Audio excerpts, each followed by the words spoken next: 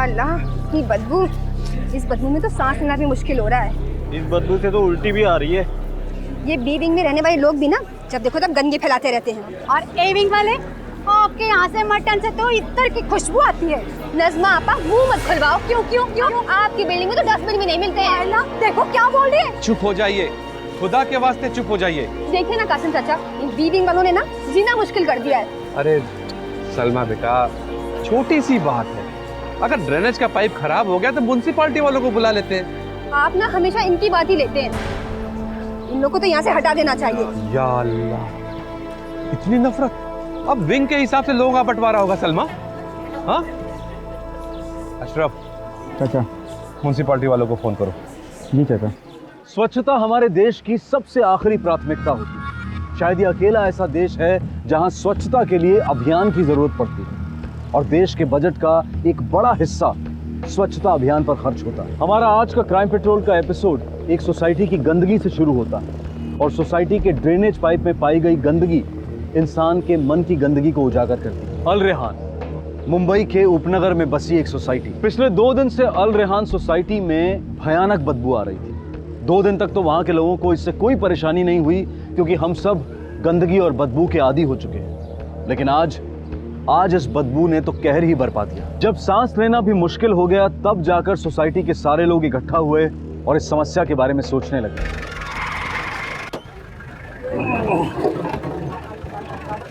क्या हुआ भाई? अब वो पाइप खराब हो गया था। चौकअप हो गया। चलो खोलो उसको।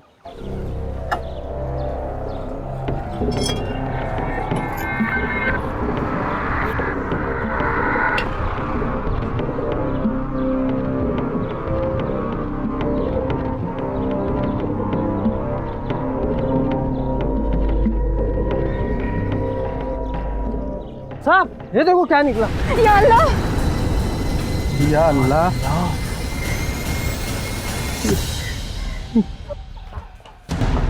कहाँ ये अल रेहान बिल्डिंग? जन्नत नगर से।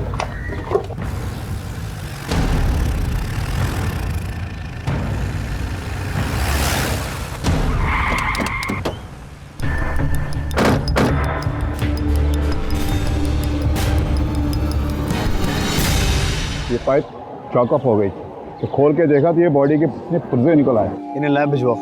Yes sir. ये ड्रेनेज का पाइप आता कहाँ से है? सर अलरियाना की 3 विंग से सर, ए बी और सी तीनों विंग का वेस्टेज यही जमा होता है सर। हर विंग में कितने फ्लैट हैं? 36 फ्लैट है सर। हमारे विंग में सब पढ़े लिखे लोग हैं साहब। ये जरूर बी विंग वालों का काम होगा। या अल्लाह, साहब हमने कुछ नहीं किया। ये कुछ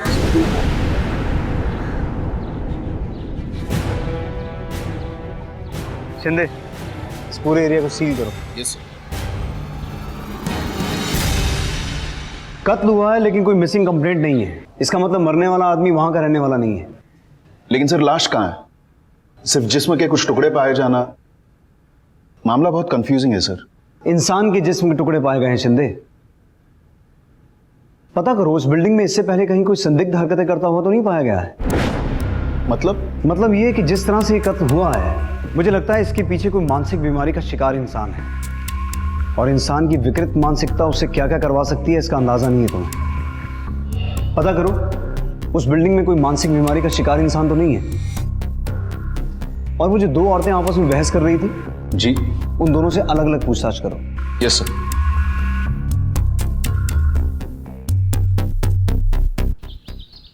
हाँ साहब, हमारे विंग में सब कम पढ़े लिखे लोग रहते हैं, पर साहब सबके सब अच्छे काम धंधे वाले लोग हैं।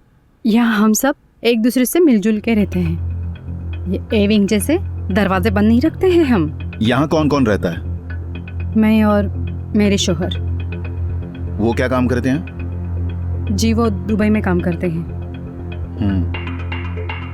वैसे तुम्हें क्या लगता है यहाँ जो कुछ हुआ वो किसका काम होगा? नहीं साहब, मुझे नहीं मालूम। पिछले हफ्ते तुमने कोई अनजान लोगों को आते जाते देखा है? नहीं साहब। ठीक है,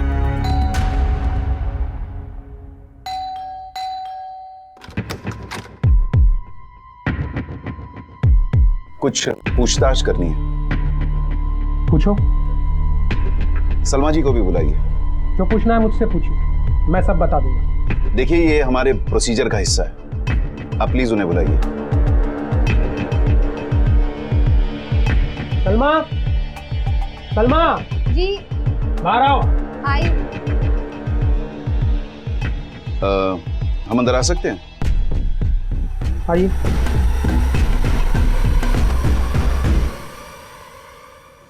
जो पूछना है जल्दी पूछिए। लगता है आपको इत्र का बहुत शौक है, पूरा घर महक रहा है। आपको कोई एतराज? नहीं। वैसे आपके बिल्डिंग से कोई मिसिंग तो नहीं? हमको क्या पता, इस घर में हम 2 मेंबर्स हैं, यहां से कोई मिसिंग नहीं। जी नहीं साहब। सर, लेबोरेटरी से रिपोर्ट आई है। रिपोर्ट के मुताबिक हत्या 3 दिन पहले हुई है और लगता है बॉडी के बाकी के पार्ट्स कहीं और फेंके गए हैं।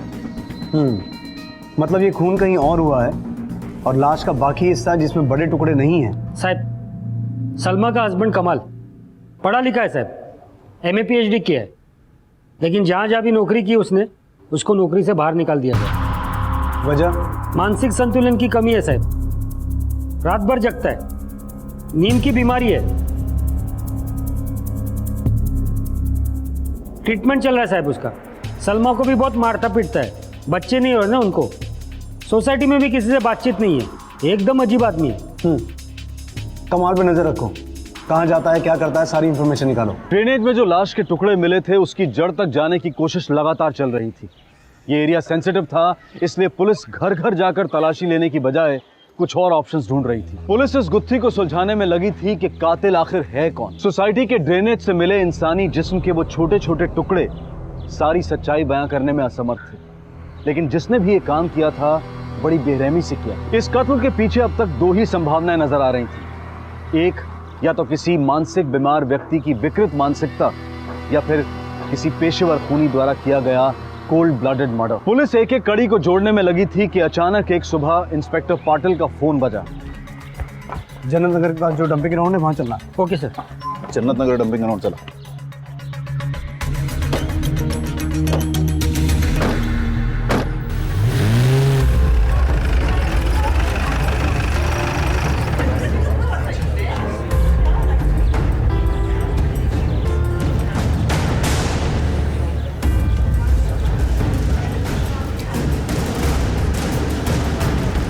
मैं पिछले 2 दिनों से बीमार था, छुट्टी पे था। आज मैं जब कचरा उठाने के लिए आया तो यहाँ से बदबू आ रही थी। फिर मैंने आके देखा तो यहाँ पे ये पॉलीथीन मिला। फिर मैंने तुरंत आप सबको बताया। कामले, इसे फोरेंसिक लैब भिजवाओ। शिंदे ये किसी पेशेवर का काम लगता है, लेकिन इसके पीछे का मकसद क्या है, वजह क्या है, वो पता लगाना जरूरी है। कमाल के बारे में कोई खबर? सर, जैसे कामले ने कहा, वो नॉर्मल नहीं लगता, निशाचर है, रात भर घूमता रहता है। बुलाओ उसको। Yes sir. डंपिंग ग्राउंड है ना, डंपिंग ग्राउंड, हड्डियां मिली, इंसान की हड्डियां। या अल्लाह, असलम भाई, कौन हो सकता है दरिंदा? हमारे एरिया को नजर लगी है, काला जादू है ये, काला जादू। या अल्लाह, ऐसा भी हो सकता है? 3 दिन पहले आप कहाँ थे? याद नहीं। मैं हेल्प कर देता हूँ। आप डॉक्टर के पास थे। डॉक्टर के पास जाना कोई जुर्म है? बिल्कुल नहीं। मैंने सुना आप अपनी बीवी सलमा से मारपीट करते हैं। कौन नहीं करता, सब झगड़ते हैं। प्यार भी तो इतना ही करता हूँ मैं। आप अपनी सोसाइटी में सबसे कटे कटे रहते हैं, किसी से मिलना जुलना नहीं, बातचीत नहीं, ऐसा क्यों? ईद के दिन पूरी सोसाइटी को सेवइयों की खीर खिलाता हूँ मैं। डॉक्टर की रिपोर्ट कहती है कि आप बहुत जल्दी उत्तेजित हो जाते हैं, आई मीन वायलेंट। और जब आप वायलेंट होते हैं तो आपको ये कहते हुए सुना गया है कि मार दूंगा, काट दूंगा, बोटी बोटी कर दूंगा। आपको एक बार पहले अरेस्ट भी किया गया था। किसने दी रिपोर्ट? सलमा ने। एनीवेज, क्या लगता है आपको ये मर्डर किसने किया होगा? आप ढूंढिए, आपका काम है। और कुछ सवाल पूछने हैं या मैं जाऊं? जाइए। Thank you.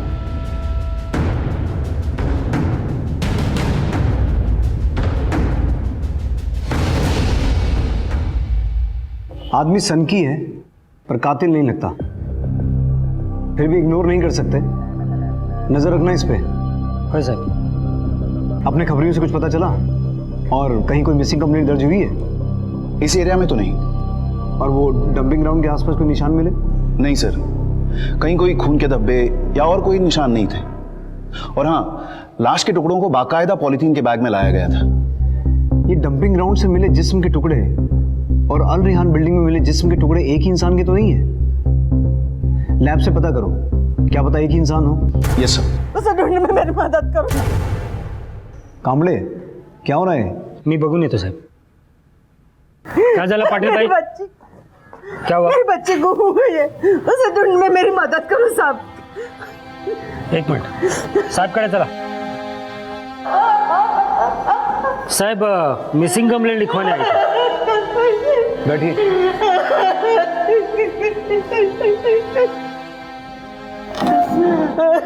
क्या हुआ? साहब मेरी बेटी गुम हो गई है, उसे ढूंढने में मेरी मदद करो साहब। क्या उम्र है? 23-24 की होगी साहब। नाम? रजिया। कुछ काम करती है वो? सब बर्तन मांजने का काम करती है। कहाँ? अल रेहान बिल्डिंग है ना, वहाँ पे।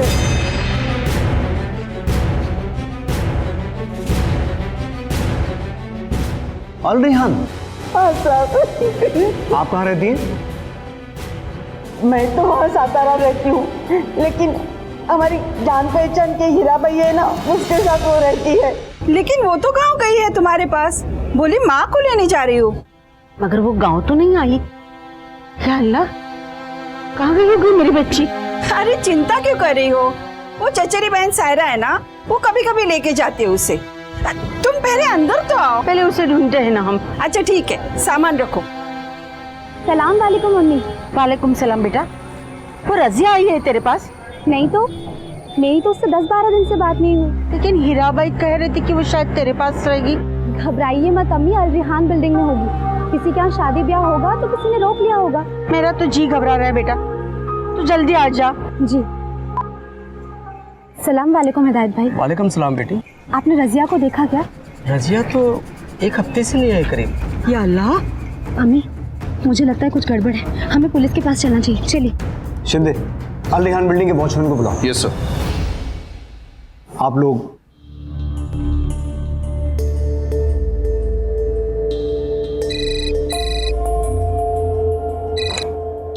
हेलो। पाटिल साहब, फोरेंसिक लैब से डॉक्टर शर्मा बोल रहा हूँ। हाँ डॉक्टर शर्मा बोलिए। डंपिंग ग्राउंड में और अल रेहान बिल्डिंग के ड्रेनेज पाइप में जो लाश के टुकड़े मिले हैं वो एक ही व्यक्ति के हैं और वो एक लड़की के हैं। इसके अलावा अंगूठी और कान की बाली मिली है जो आज शाम को आपके पास भिजवा देता हूँ। ठीक है। शिंदे। जी सर। अल रेहान में पाए गए शरीर के टुकड़े और डंपिंग ग्राउंड में मिले शरीर के हिस्से एक ही इंसान के हैं, लड़की है। कहीं ये जो लड़की मिसिंग है रजिया, इसका इस केस के साथ कोई ताल्लुक तो नहीं है? कहीं ये बॉडी पार्ट्स रजिया के तो नहीं है? बॉडी के साथ मिली चीजें हाथ में आएंगी तो मामला और साफ हो जाएगा। क्या नाम है तुम्हारा? हिदायत हुसैन साहब। रजिया को आखिरी बार कब देखा था? 1 हफ्ता हुआ है साहब। रजिया बिटिया आई थी करीब शाम के 7 बज रहे होंगे साहब। चाचा ऐसे दिन में भी सोते रहे ना तो हो गई आपकी वॉचमैनी। अरे यहाँ कौन आने वाला है बेटा, किसके पास पैसा है चुराने के लिए। आज लेट हुआ? हाँ बस अभी सलमा पा के घर का काम करने जा रही हूँ। तू बड़ी मेहनती है बेटी। चाचा मेहनत करूंगी तभी तो अम्मी को यहाँ ला पाऊंगी ना। इतनी नेक सोच है तो अल्लाह ताला तुम्हारी जरूर हर ख्वाहिश पूरी करेगा। आमीन। अच्छा अभी मैं चलती हूँ, देर हो रही है। हाँ बेटी।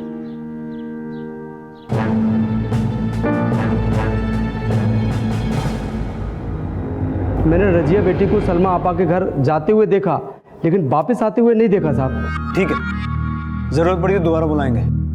ठीक है साहब। शिंदे चलो अल रेहान, और जो औरतें बाहर बैठी हैं उन्हें साथ ले लो। हाँ आई थी, रोज आती थी। तो फिर कहाँ गई वो?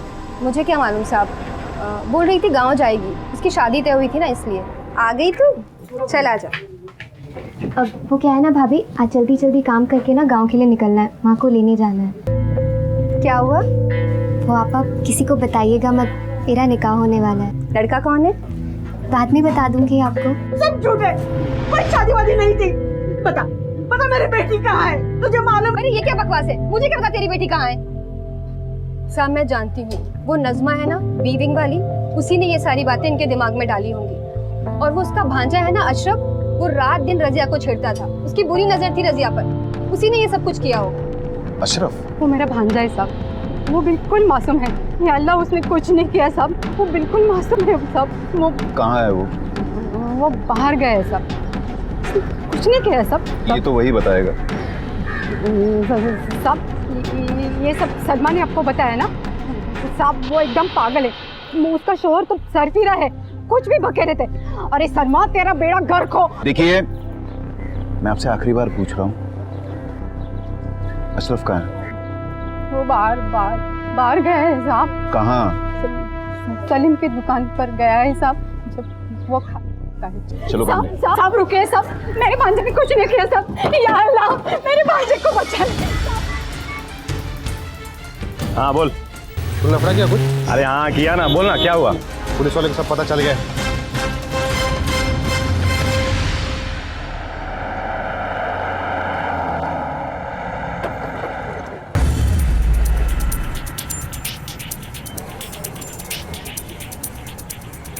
तेरा नाम सलीम है?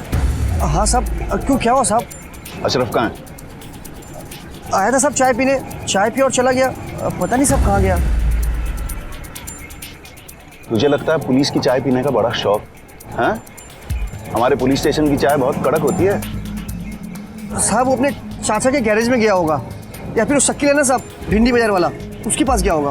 वो जब भी खाली होता है साहब उधर ही जाता है। साहब क्या हुआ? क्यों बुला? मिली मेरी बच्ची? कहाँ है रजिया? बैठिए। कहाँ है मेरी रजिया? एक बात बताइए, आप इन चीजों को पहचानती हैं?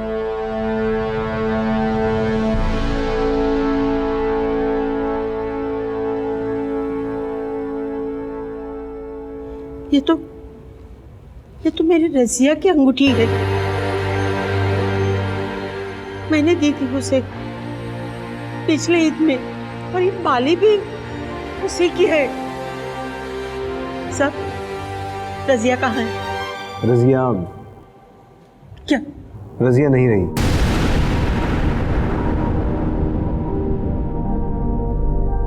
उसका मर्डर हुआ है।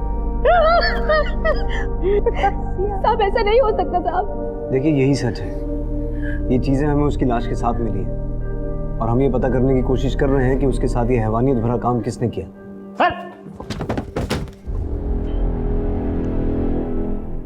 तू मुंह खोलेगा कि मैं खुलवाऊं? साहब दिल आ गया था उस पर, इश्क करता था रजिया से। रजिया, अरे रुकना बाबा,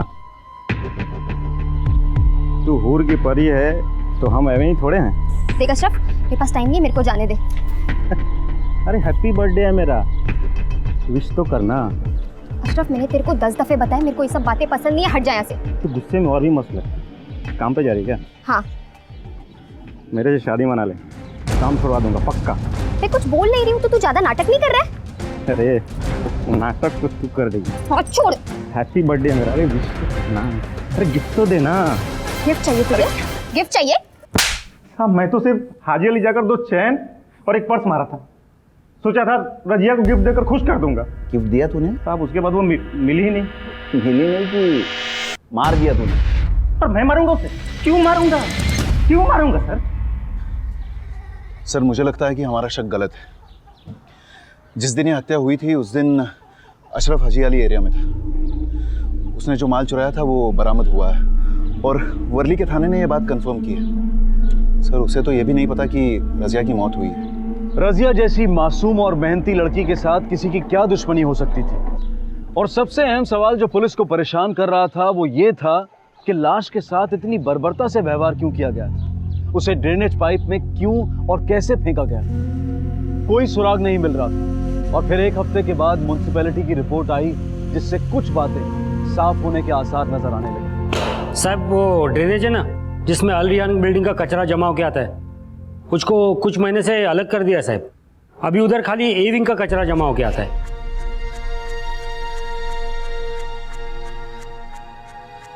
मतलब सिर्फ ए विंग में सारे राज छुपे हुए हैं। चिंदे एक एक घर जाकर एक एक पाइप चेक करना होगा और हर पाइप का एक एक इंच चेक किया जाएगा। मुश्किल है सर। क्यों? कितने लोग लगेंगे इस काम के लिए? सर बात वो नहीं है, मतलब एरिया बहुत सेंसिटिव है, इसलिए वहाँ अगर हम तहकीकात करने जाते हैं तो रेजिस्टेंस हो सकता है। बिल्कुल। अगर हम वहाँ किसी और बहाने से जाएं तो, मतलब मान लो कि हम म्यूनिसिपैलिटी के कर्मचारियों को वहाँ भेजते हैं तो। पर सर वो तहकीकात कैसे कर पाएंगे? शिंदे, म्यूनिसिपैलिटी के कर्मचारियों के साथ अपने लोग होंगे उनकी वर्दी में, बहाना होगा ड्रेनेज के पाइप्स बदलवाने का, तब तो किसी को कोई ऑब्जेक्शन नहीं होगा ना। और जाने से पहले मोहल्ले के कुछ समझदार लोगों को कॉन्फिडेंस में देंगे। ए विंग में पढ़े लिखे लोग रहते हैं, पहले उनसे बात करते हैं। Yes sir. Sawant, Vishnu. Yes sir. Sir ये दोनों म्युनिसिपैलिटी वालों के साथ जाएंगे। सावंत, तहकीकात करनी है। Okay sir. मगर अलग अंदाज में। म्युनिसिपैलिटी के कर्मचारियों के साथ जाना है, उन्हीं के कपड़े पहनकर। एक एक फ्लैट के ड्रेनेज को चेक करो, खून के धब्बे, नाखून, बाल, कुछ भी मिले तुरंत इन्फॉर्म कर देना। और हाँ, किसी को भी शक नहीं होना चाहिए। Okay sir. ये मेरे को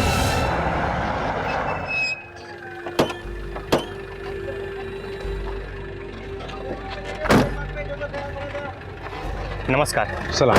मैंने फ़ोन किया था। जी आइए आइए। आपको जो बार बार ड्रेनेज चोकअप होने की दिक्कत होती है वो हमेशा के लिए ख़त्म हो जाएगी। हम पाइप का मेजरमेंट लेंगे, क्या क्या करना होगा इसकी जानकारी लेंगे। जी बहुत बहुत शुक्रिया, और हमारी तरफ से आपको पूरा कोऑपरेशन मिलेगा। ध्यान रखना किसी को कोई तकलीफ ना हो यहाँ पे। ठीक सर।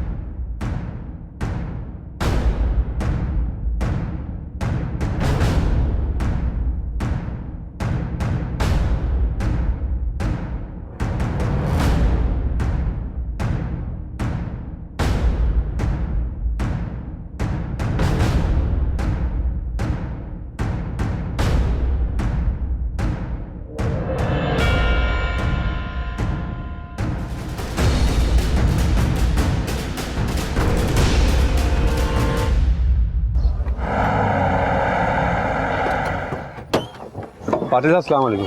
कैसे मौलवी साहब? खैरियत। म्यूनिसिपैलिटी वाले आए हैं? जी जी। चलिए अच्छा है, आप लोगों की समस्या दूर हो जाएगी। जी हाँ, ये समस्या तो दूर हो जाएगी, मगर असली समस्या तो वो कत्ल है। कोई सुराग मिला उसका आपको? नहीं मौलवी साहब, अभी तक तो नहीं है। कातिल बहुत शातिर लगता है। या अल्लाह, इनको अल्लाह से डर नहीं लगता क्या? चलिए मौलवी साहब, चलता हूँ, जरूरत पड़ी तो दोबारा तकलीफ देंगे आपको। तकलीफ की क्या बात है इसमें, ये तो हमारा फर्ज है। जी अल्लाह हाफिज।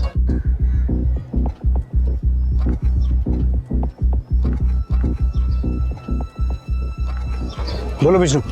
सर मैंने सब देख लिया मगर कोई सुराग मिला नहीं। स्ट्रेंज, कुछ भी नहीं मिला? सर मैंने चप्पा छान मारा, बस एक घर छोड़ के 506, और वो बंद था।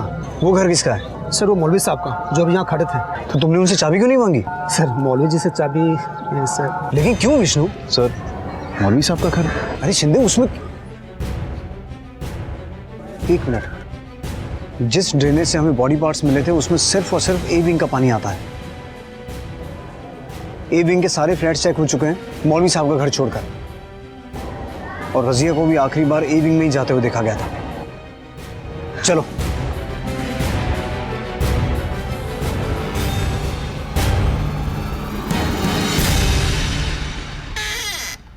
जनाब माफ कीजिएगा, गाड़ी का टायर पंक्चर हो गया, स्टेपनी बदल रहा है, 15-20 मिनट लगेंगे, सोचा आपके पास चल के बैठते हैं।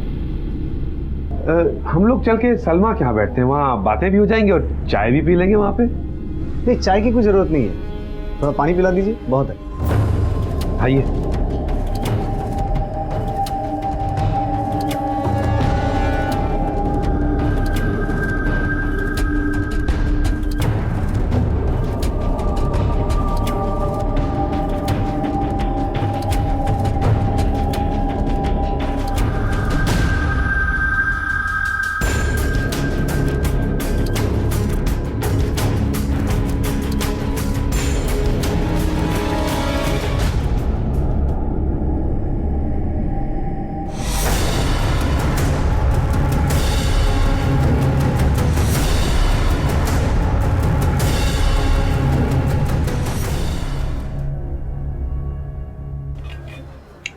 पाटिल साहब, वो जरा टॉयलेट गए हैं। सर किल्लत है पानी की, हमारे यहाँ बहुत बड़ी किल्लत है।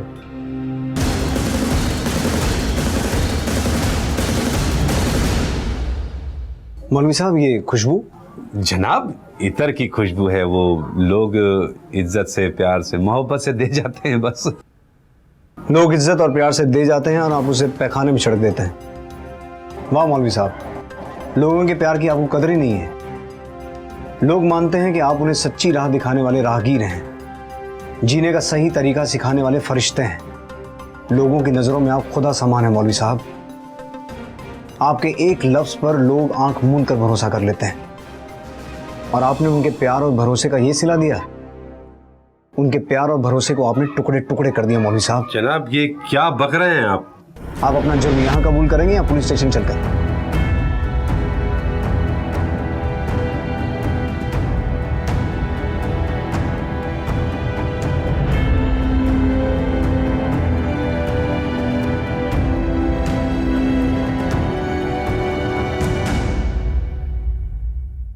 अरे कहाँ जा रहे हैं आप लोग? रोको इन्हें, देखो ना, कहीं जा रहे हैं? रोको इन्हें, कहीं नहीं जा रहे ये लोग। हमारे मौलवी साहब को क्यों अरेस्ट कर रहे हो? एक मिनट, आप हमें अपना काम करने दीजिए। मौलवी साहब ने रजिया का कत्ल किया।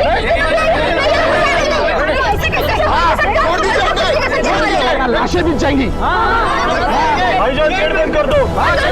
एक मिनट मौलवी साहब, अब आप ही नहीं समझाइए। अल्लाह के वास्ते आप लोग पीछे हट जाइए, इन्हें इनका काम करने दीजिए।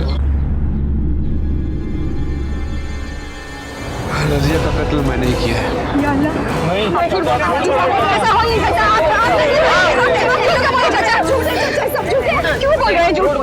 मैं झूठ नहीं बोल रहा। मेरी गुजारिश है कि आप लोग पीछे हट जाइए और इन लोगों को इनका काम करने दीजिए। हट जाइए, पीछे।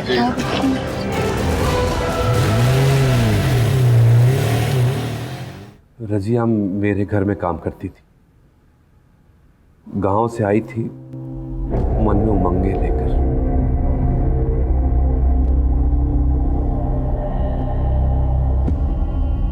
रजिया बेटा जी? एक दिन छुट्टी ले लिया करो, आराम कर लिया करो।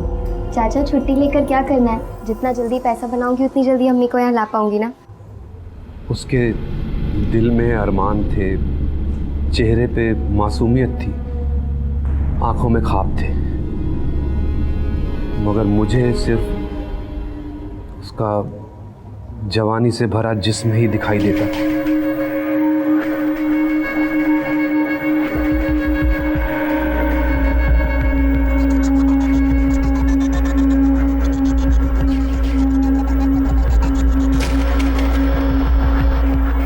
वो सुबह जल्दी आकर पानी भर दिया करती थी, तब मैं उसका भीगा हुआ बदन निहारता रहता था। मन ही मन सोचता था कि ये गलत है, लेकिन खुद को रोक नहीं पाता था। ज़्यादा से ज़्यादा मजहबी किताबें पढ़ने लगता था ताकि मेरे मन में ऐसे ख्याल ना आए, लेकिन मेरे लिए उसको भुलाना मुश्किल होता जा रहा था। फिर मैंने उसके सपनों को ही सीढ़ी बनाना शुरू कर दिया। रजिया जी? ये लो, ये किस लिए? मिठाई है, पहले खा लो फिर काम करो। ये लो।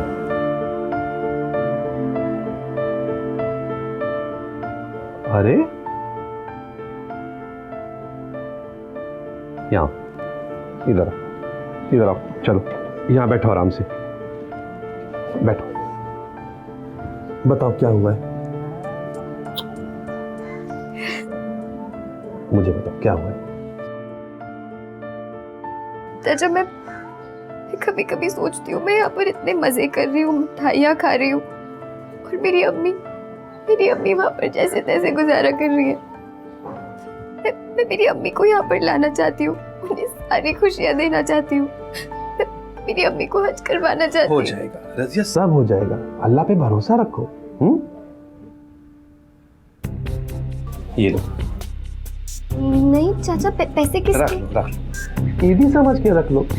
अम्मी के लिए कपड़े भेज देना। हंसो अभी। वो नहीं जानती थी कि मेरे मन में हवस के अलावा और कुछ नहीं है। एक दिन मैंने उसे बीमारी के बहाने घर पे बुला लिया। अरे रजिया, कमर में बहुत दर्द है। तो डॉक्टर को बुलाया आपने? मैं लेकर आऊं? अरे मैं जाके आया ना। क्या कहा उन्होंने? अरे डॉक्टर ने तो ये मलहम दिया है। मैं किसी मसाज करने वाले को ढूंढ रहा था, कमबख्त मिला ही नहीं कोई। अल्लाह, बहुत दर्द। चाचा, आप भी ना इतनी सी बात के लिए किसी को बुलाने की क्या जरूरत है? मैं मल देती हूँ, लाइए। नहीं नहीं बेटा, तुम नहीं। चाचा, मेरी अम्मी के पीठ में भी दर्द होता था, तब मैं ही मरहम लगाती थी। लाइए दीजिए। नहीं नहीं रजिया, नहीं। आप चुप करके लेट जाइए। मेरी अम्मी कहती है मेरे हाथों में ना जादू है, अभी ठीक हो जाएगा। लाइए दीजिए। आइए, आप लेट जाइए। आइए। ठीक है, तुम कहते हो तो। संभाल के, संभाल के, आराम से। वो मेरी पीठ पे मरहम लगाती रही। मैंने उसके बदन की गर्माहट को महसूस किया। रजिया, एक बात कहूं, अगर इसी तरह काम करती रहोगी ना तो कुछ नहीं होगा। दरअसल तुम्हें कोई ऐसा चाहिए जो तुम्हारी अम्मी और तुमको दोनों को यहाँ अपने पास रख सके। हाँ ना, अम्मी भी यही कहती है कि जल्दी से शादी कर ले। पता नहीं क्यों अम्मी को लगता है मैं कोई हूर की परी हूँ और कोई शहजादा आके मुझे ले जाएगा। पर वो समझती ही नहीं है कि मैं बर्तन मांजने वाली हूँ और पढ़ी लिखी भी नहीं हूँ। मेरे लिए तो तुम किसी हूर परी से कम नहीं। चाचा,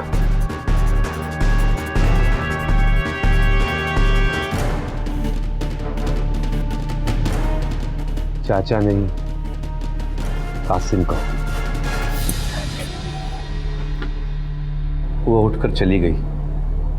अगले दिन नहीं आई, मगर जब लौटी तो शायद उसने सच्चाई का सामना कर लिया था।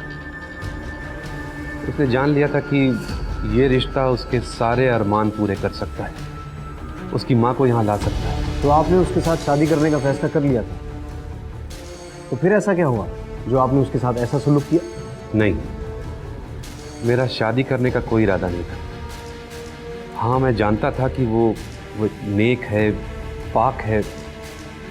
सिर्फ पैसों के बदले में वो खुद को किसी के हवाले नहीं करेगी।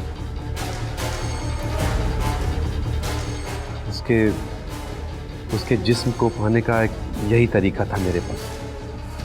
मैंने तो उसे एक ख्वाब दिखाया था, लेकिन वो तो एक सच्चे आशिक की तरह मुझ पे जान छिड़कने लगी थी। मुझे अपना शौहर मानने लगी थी। धीरे धीरे मैंने हमारे बीच सारी दूरियां खत्म कर दी।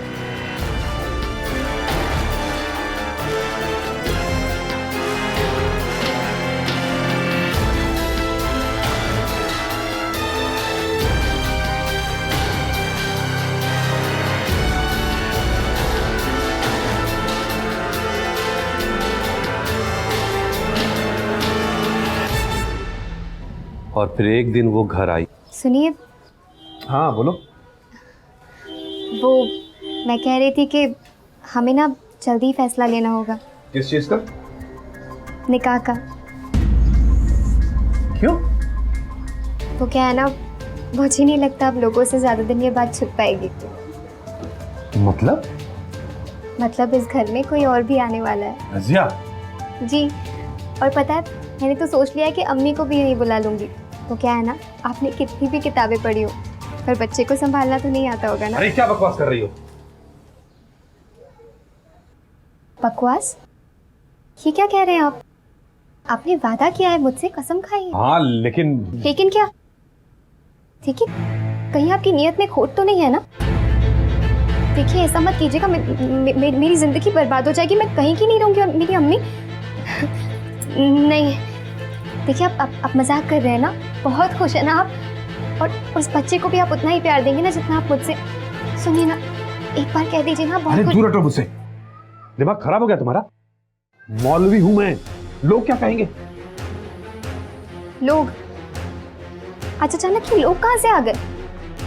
और उस दिन आपको ये लोग क्यों नहीं याद है जब आपने अपनी हवस के लिए मुझे इस्तेमाल किया था? देखो, मैं तुम्हें पैसे देता हूँ, तुम डॉक्टर के पास चली जाना।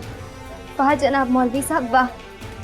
यहाँ तो आप बच जाएंगे, पर उस खुदा के घर में कैसे माफी मांगेंगे? देखो, खुदा और मजहब के बारे में मुझे समझाने की कोशिश मत करना।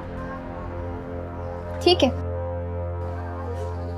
ठीक है, पर एक बात आप भी याद रखिएगा कि अभी के अभी बाहर जाके मैं सबको बता दूंगी ये बच्चा किसका है। जीते जी आपने मुझे दोजख में धकेला है ना, तो याद रखिएगा इस दोजख में मैं अकेली नहीं जलूंगी, आपको साथ ले जाऊंगी।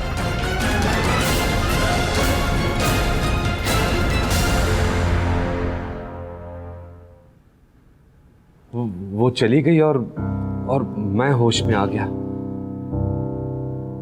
मैं जान गया कि ये सब भारी पड़ने वाला है।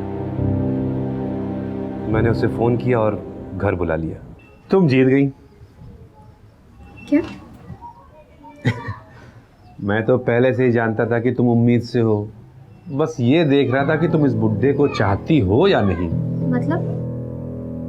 मतलब ये रजिया कि तुम्हारे लिए तो कई नौजवान हंसते हंसते निकाह के लिए तैयार हो जाएंगे, मगर मैं सोच रहा था कि लेकिन अब मुझे यकीन हो गया है कि तुम भी मुझे उतना ही चाहती हो जितना कि मैं तुम्हें चाहता हूँ। या अल्लाह, आपने तो मेरी होश ही उड़ा दिए थे। सच में आप सब कुछ हो मेरे लिए। मगर आपने मेरे बारे में शक किया। रजिया, ये मेरी नहीं, इस उम्र की गलती है। देखिए, आपको मेरी कसम है, दोबारा ऐसे हम दोनों के बीच इस उम्र वाली बात को मत आने दीजिएगा। ठीक है, तुम्हारी कसम। अच्छा, एक काम करना, तुम कल आ जाना, हम लोग तय कर लेंगे कि निकाह कब करना है, कहाँ करना है, किसको किसको बुलाना है। और तुम अपनी अम्मी को भी बुला लेना भाई, उन्हें भी तो दामाद पसंद आना चाहिए। वो दिन तो टल गया, मगर मैं उसे यूं कब तक टालता रहता। एक ना एक दिन इस मसले को तो सुलझाना ही था। इस तकलीफ से निजात पानी ही थी। अगर वो मेरा भांडा फोड़ देती तो जो इज्जत, जो प्यार और भरोसा मैंने लोगों के बीच बनाया, वो तो चूर चूर हो जाता।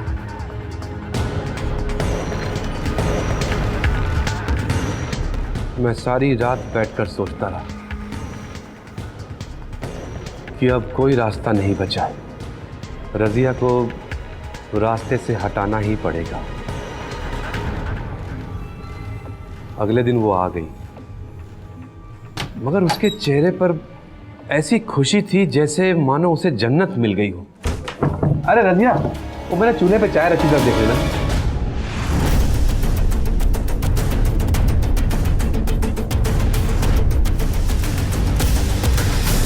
लाश को उस हालत में ले जाना मुश्किल था। मैंने रात होने का इंतज़ार किया। मैं बाहर गया, वॉचमैन को भी आंख लग गई थी, तो मैंने सोचा यही सही मौका है।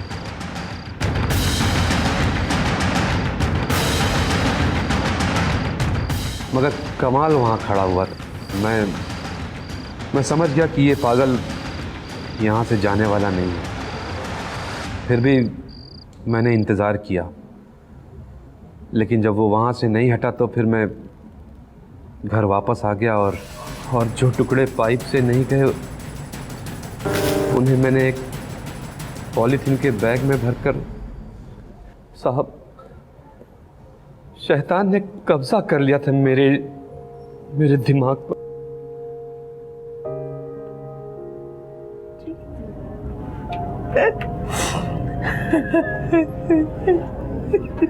रजिया मेरी बच्ची।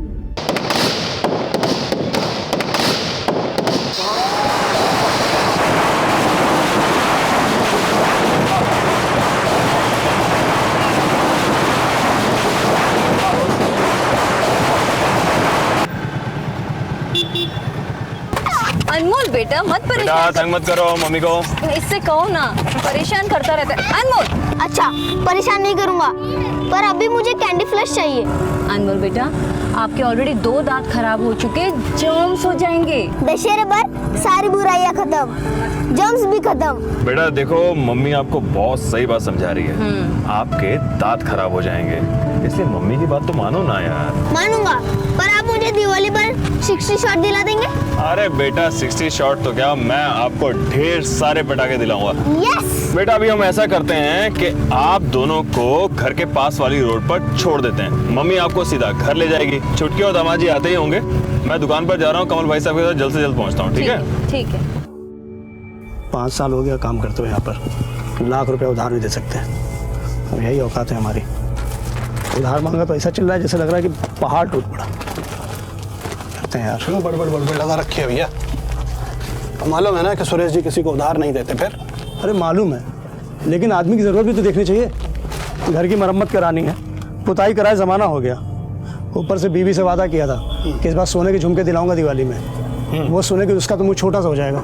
खाना पीना छोड़ देगी 16 और 4 दिन बाद भी नहीं करेगी। अरे तो भैया बीवी है तुम्हारी, मना लेना उसे। कैसी बात कर रहे हैं? औरतों को तो आप जानते ही हैं, 30 त्यौहार का मामला है। अच्छा सुनिए ना, आपके छोटे भाई हैं मालिक, आप कहेंगे तो आपकी बात नहीं टालेंगे। एक बार हमारे लिए कह दीजिए ना। नाम के बड़े भाई हैं हम। एक बार उधार मांगा था तो हफ्ते भर तक सुनना पड़ा था। छोड़ो यार ये सब, तुम लो ये मिठाई लो और जाओ दशहरा मनाओ, जाओ। अरे भाई क्या बातचीत चल रही है?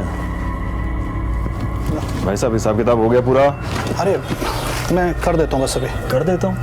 ऐसा क्या है? अरे मैं दुकान पर से हटा नहीं, आपका दिमाग भी हट जाता है काम पर से। क्या है ये? नहीं मैं वो ग्राहक आ गए थे। अरे आप क्या करोगे? दशहरा है, घर पे सब इंतजार कर रहे हैं। अरे निकलिए सब लोग, भाई दशहरा मनाओ जाकर। चलो चलो भाई सब बंद करो, चलो। चुटकी छोड़ो ये सब, मैं कर लूंगी। जाओ तुम आराम से। केला खाएगा? ये ले।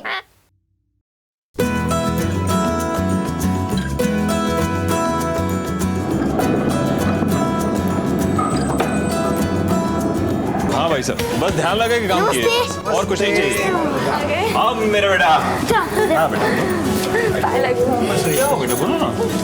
हाँ? पता है आज हमारे घर में ना चोरी हो गई पैसों की। क्या बात कर रहे हो? हाँ, अंदर जाओ जाओ। क्या कह रही है? फिर से चोरी हो गई? धीरे बोलिए, सब यही है। वो मैंने कहीं हड़बड़ी में रख दिए होंगे। अरे लेकिन छुपा क्यों नहीं हो? बताओ ना मुझे क्या हुआ। वो मैंने चुटकी, अमन और विनोद जी के लिए लिफाफे बनाए थे, उसमें मैंने पैसे रख दिए थे। आकर देखती हूँ तो पैसे गायब हैं, तो दोबारा मैंने पैसे रख दिए और उन्हें दे दिए। होली पर भी चोरी हुई थी, हमने नौकरानी को निकाल दिया था। अब दशहरा में भी चोरी हो रही? मैं ना सबसे बात करके देखूंगा। अरे सुनिए, अनमोल के लिए इतने सारे गिफ्ट लाए और हमारे लिए क्या लाए मेरे से? हम देते 1 मिनट। हाँ क्या कर रहे हैं आप? आप ही के भाई बहन हैं, त्योहार का दिन है, आप उनकी तलाशी लूंगे? कुछ तो सोचिए। पर ये क्या बात हुई? अपने हैं तो अपने घर में ही चोरी करेंगे? नहीं चलेगा ये। देखिए आपको मेरी कसम है, आप किसी से कुछ नहीं पूछेंगे प्लीज। पापा देखो ना मैंने कितनी अच्छी ड्राइंग बनाई है। जाओ यहाँ से, हम लोग बात कर रहे हैं ना, बाहर जाके खेलो।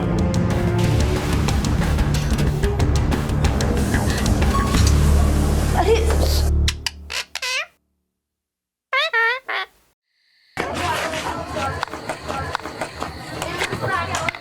अरे अनमोल आओ खेलो। आओ गया उसको। बुराई पर अच्छाई की जीत, यही होता है दशहरे का अर्थ।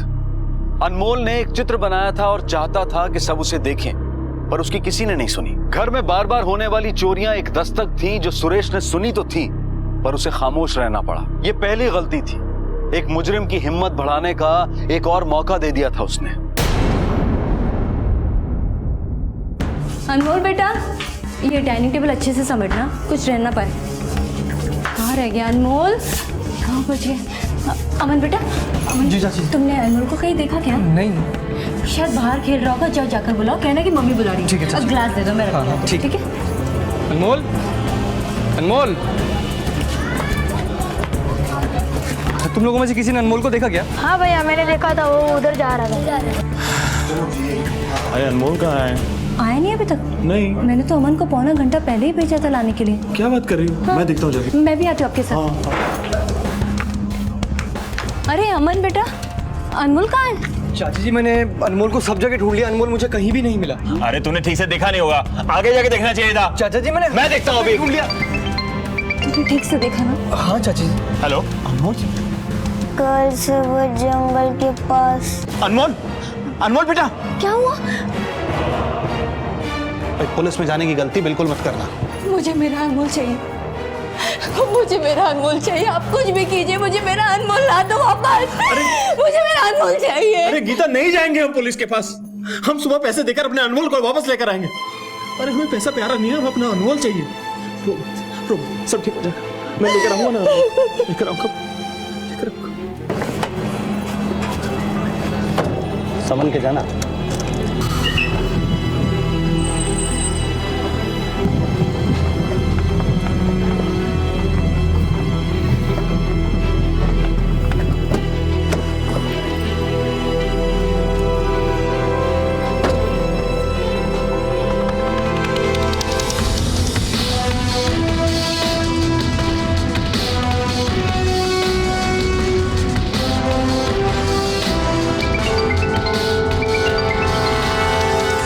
हेलो हम कर रहे हो। हेलो हेलो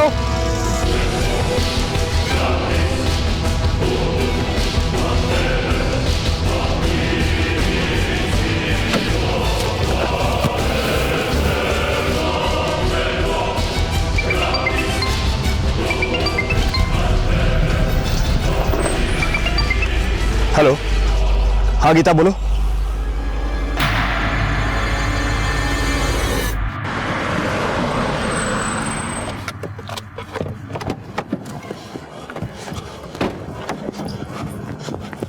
अनमोल कहाँ है अनमोल? ऊपर।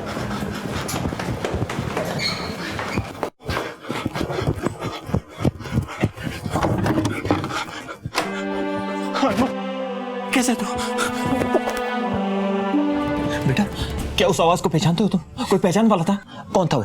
बोलो। पता नहीं, मैंने पहले उसकी कभी आवाज नहीं सुनी थी। अनमोल घर तो लौट आया था। अनमोल के पिता ने किडनैपर की मांग पूरी कर दी थी, लेकिन कहीं ये उनकी दूसरी गलती तो नहीं थी। अनमोल पर इस घटना का बहुत बुरा असर पड़ा था। एक डर सा बैठ गया था उसके मन में। अब वो ना घर से बाहर निकलता था, ना दोस्तों के साथ खेलने जाता था। रात अचानक जाग उठता था और रोने लगता था। उसके माता पिता बेहद चिंतित थे। और फिर आई दिवाली की वो रात। क्यों अनमोल?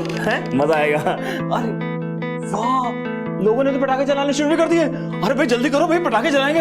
अरे ये लो हमारे भी पटाखे आ गए। देखो बेटा कितने सारे पटाखे हैं इसमें, है ना? देखो ये भी है। अरे वाह, ये फिरकी भी है। और 65 ओम का है। वो मैंने मना कर दिया दुकानदार को। क्यों? क्या एक एक पटाखा 1,000 रुपए का था, इसलिए। तो क्या हुआ 1000 रुपए का था? अरे मंगवाना चाहिए था ना। अरे मेरे बेटे अनमोल का फेवरेट है। ये ले 4000 रुपए और फटाफट जाकर लेकर आओ। जी चाचा। चलो जल्दी जल्दी जल्दी जल्दी चलो भाई, तब तक हम ये पटाखे जलाते हैं। जवान हैप्पी दिवाली। देखेंगे पटाखों के लिए 4000 रुपए और बहन को दशहरे के लिफाफे में 1000 रुपए। अब भी ना छोड़िए, चलिए।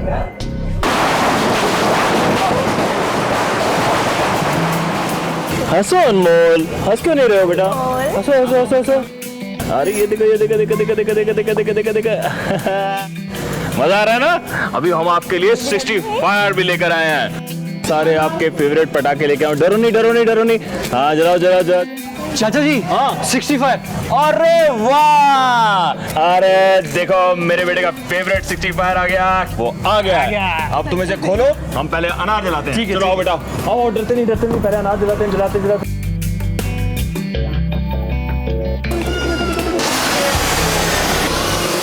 अनमोल एकदम चुप सा रहने लगा है, किसी से बातें नहीं करता, सिर्फ मिट्टू से बातें करता रहता है। कुछ दिन और लगेंगे उसे भाभी। हम कोशिश तो कर रहे हैं, देखते। चुटकी, मिट्टू है ना आवाज से घबरा जाएगा। मैं अंदर जाकर उसे ऊपर वाले कमरे में रख कर आती हूँ, तब तक तुम ये पकड़ो। हाँ मैं आती हूँ। भाभी भाभी, हाँ अंदर जा रहे हो तो मेरे लिए शॉल लेकर आइए ना। ठंड लग रही है? हाँ लाती हूँ। अरे मिट्टू, आवाज से डर रहे हो बेटा? रुको, मैं आपको ऊपर रख कर आती हूँ, ठीक है? कुछ नहीं होगा आपको। आ जाओ, आराम से आराम से। आपको यहाँ पर डर नहीं लगेगा, ठीक है? मिट्टू आराम से रहना। हाँ आती हूँ मैं।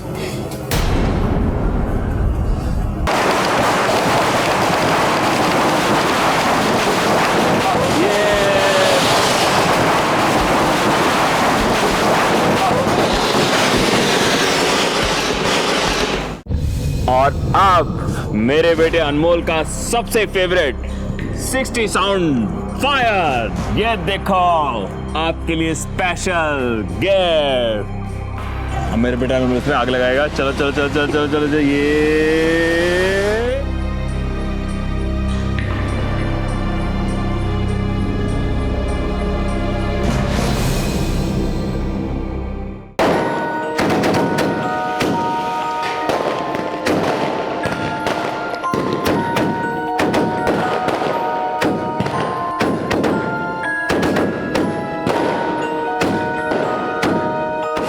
खुश हो गया, मेरा बेटा खुश हो गया।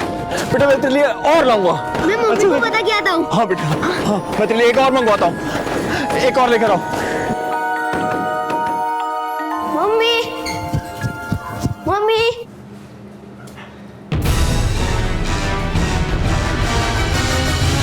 अरे आया नहीं मम्मी को लेकर अभी तक। अरे वो 65 बॉम्ब निकालना, 65 बॉम्ब निकाल। हाँ ठीक है फूफा जी, वो 60 साउंड देना जरा। अरे अनमोल तुम भी कहां रह गए? अरे यार तुम्हारा 65 तुम्हारा। दिवाली की रात हम दरवाजे खुले रखते हैं, घर के भी और दिलों के भी, ताकि अपनों का स्वागत कर सकें। लेकिन खुले दरवाजों से मुजरिम भी अंदर आ सकता है। जरा ध्यान हटा नहीं कि जुर्म दस्तक दे देता है। सर ऊपर पहले माले पे।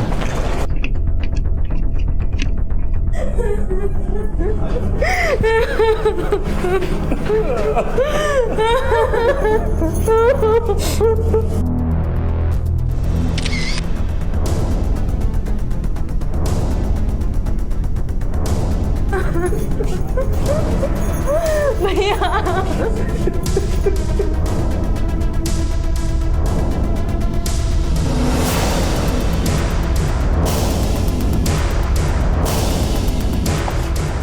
सर एक सेकंड। सर ये देखिए, तिजोरी खाली है।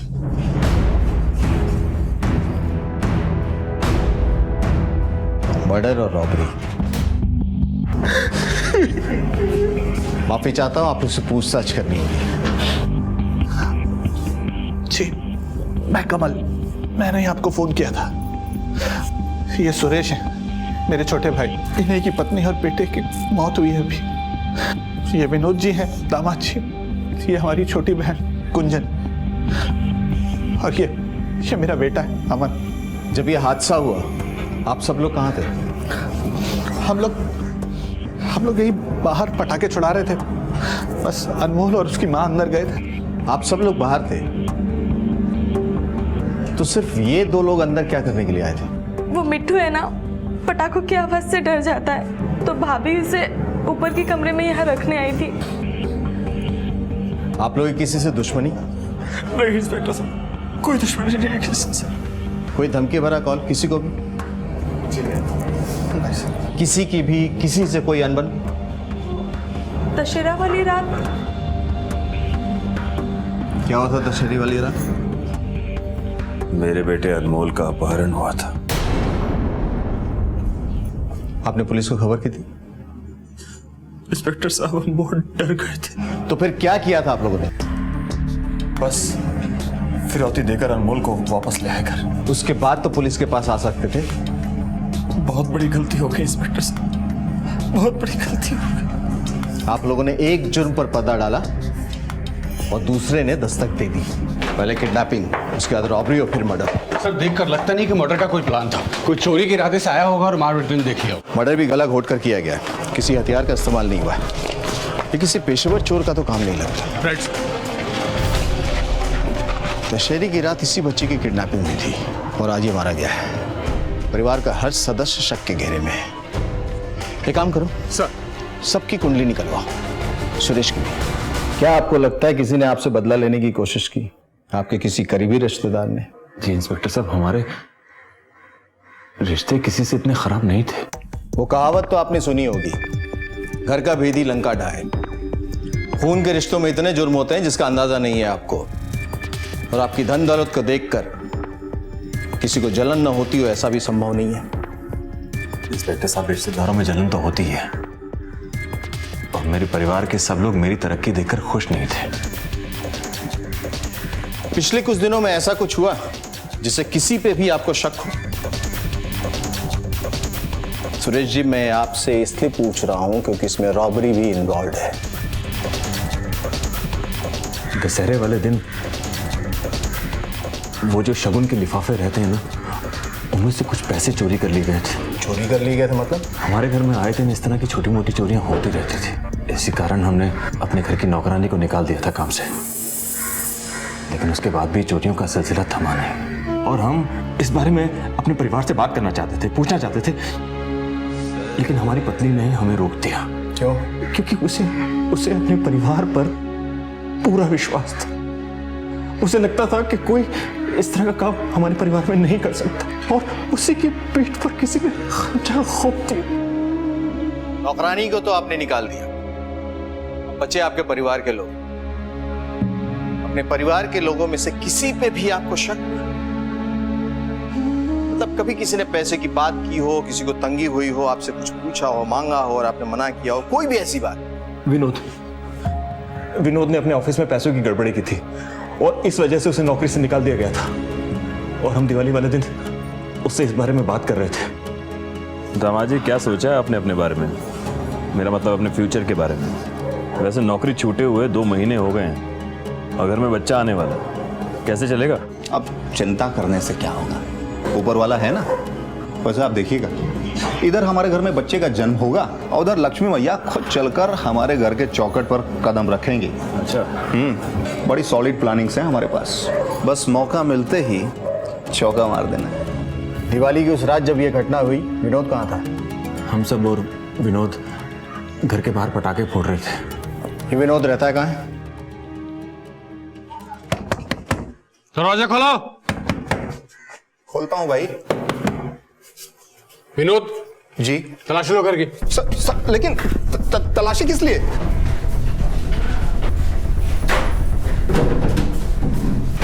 पुलिस क्यों आई है? मुझे क्या पूछने पे कुछ बता भी नहीं रहे ये लोग। तुमने फिर से कुछ किया क्या? सच सच बोलो। पागल हो गई क्या है? अरे किसके सामने क्या बोलना है, कुछ सोच समझ के बोला कर। दिल का ताड़ बना देते हैं ये लोग। तुम पुलिस वालों को अभी जानती नहीं हो। हाँ,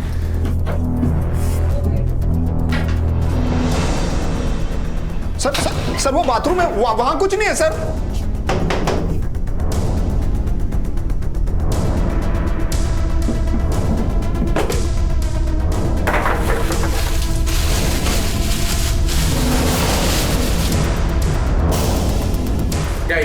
क्या ये? सर आप जो समझ रहे हैं सर, मेरी बात सुनिए सर, आप जो समझ रहे हैं सर वो नहीं है सर। आप जैसा समझ रहे हैं वैसा नहीं है सर। मैंने वो पैसे अपने ऑफिस से उठाए थे। आप जानते हैं ना हमारे वाइफ की डिलीवरी होने वाली है, मैंने अपने बच्चे के लिए वो पैसे उठाए थे। तुमने ऑफिस में क्या दान पुण्य किया ये तो पता है हमें। सर थोड़ा बहुत हेरा फेरी तो सब लोग करते हैं ना सर, पर मैं पकड़ा गया, मेरी नौकरी चली गई सर। पर मैं अपने होने वाले बच्चे की कसम खा के कह सकता हूँ सर, ना मैंने अपहरण किया, ना मैंने चोरी की, और ना ही मैंने अपने सहरज और उसके बच्चे को मारा है सर। एक जुर्म तो तुमने किया है हेरा फेरी का, अंदर तो रहोगे चंद रोज, बाकी जुर्मों का कच्चा चिट्टा तुम निकलवा ही लेंगे। सर क्या रिपोर्ट? सर मैंने विनोद का बैंक अकाउंट चेक किया, लेकिन कहीं कोई गड़बड़ नहीं दिख रही सर। उसका कॉल रिकॉर्ड्स भी देखे मैंने, लेकिन कोई शक की गुंजाइश नहीं है सर। उसने अपने सभी कॉल्स अपनी फैमिली और फ्रेंड्स को ही किए। एक काम करो, उसको छोड़ दो। सर अपहरण वाले केस में सुरेश को जिस नंबर से फोन आया था उसका सिम कार्ड फर्जी पेपर से लिया गया था, और यह नंबर दशहरे के दूसरे दिन से ही बंद है। ये है सुरेश का घर, और ये वो जगह है जहां फिरौती की रकम रखी गई थी। इन दोनों जगहों के बीच का जो फासला है वो तकरीबन 30 मिनट का है, लेकिन इस केस में फिरौती की रकम रखी गई, फोन आया और 20 मिनट के अंदर ही बच्चे को उसके घर पहुंचा दिया गया, मतलब 10 मिनट पहले। सर इससे तो ये लग रहा है कि इस कांड में 2 लोग शामिल थे। एक वो जिसने सुरेश पे नजर रखी और पैसे का बैग उठाया, और दूसरा वो जिसने बच्चे को 20 मिनट के अंदर उसके घर पहुंचा दिया। राइट। सुरेश के घर के आसपास 20 मिनट के फासले पे उसके पहचान का जो भी है उसका पता लगा। उसके दुकान में भी पूछताछ करो। जी सर। सुरेश जी के घर के आसपास 20-30 मिनट की दूरी पे कौन कौन रहता है? सब मेरा घर तो उनके घर से तकरीबन 1 घंटे की दूरी पे है। आपने मेरा सवाल ठीक से सुना नहीं शायद। उनकी फैमिली, रिश्तेदार या दुकान में काम करने वालों में से कोई? साहब जी, वो राजेश सेठ जी के घर से 20 मिनट की दूरी पर रहता है। आप कौन? साहब जी मैं लता यहीं पर काम करती हूँ। दशहरे वाले दिन उसकी बहस भी हुई थी साहब जी से पैसों को लेके। सेठ जी कुछ जरूरी बात करना था आपसे। हाँ तो बोलना। सेठ जी सोच रहे हैं कि इस बार दिवाली में घर की मरम्मत करवा लेते, बहुत खस्ता हालत हो गई है। करवा लो भाई, करवाना चाहिए, लेकिन खर्चा बहुत आएगा। हाँ वही तो, कम से कम 1 लाख रुपए तक का आएगा, तो सोचा कि आपसे उधार मिल जाता तो। उधार? मतलब एडवांस। ये क्या लिखा है? उधार प्रेम की कैंची है। तो काहे प्रेम खत्म कर रहे हो भाई? नहीं है उधार उधार। अब काम आप क्या करते हैं तो कहाँ जाएंगे? अब ज़रूरत पड़ेगी तो आदमी आप ही के पास आएगा ना। और वैसे भी हम उधार मांग रहे हैं, चुका देंगे, किश्तों में काट लीजिएगा आप तनख्वाह से। तो किश्त देगा?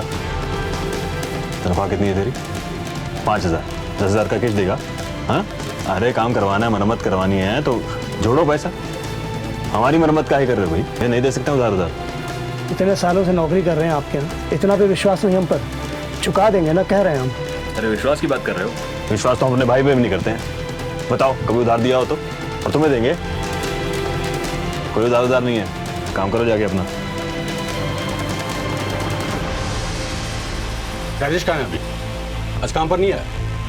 नहीं साहब, दशहरे के बाद से तो वो काम पे आया ही नहीं। एड्रेस दो उसका।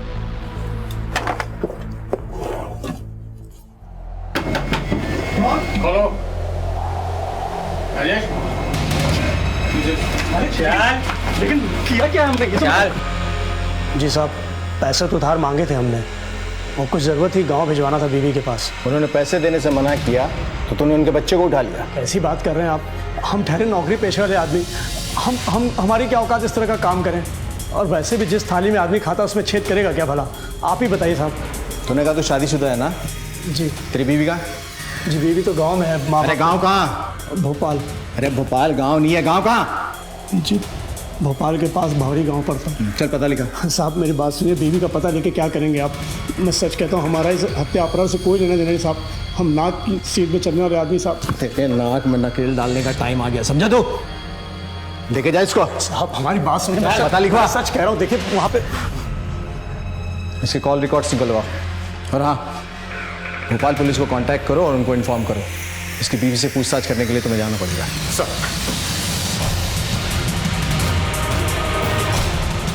तुम्हारी बीवी ने ये झुमके और ये पैसे दोनों वापस कर दिए।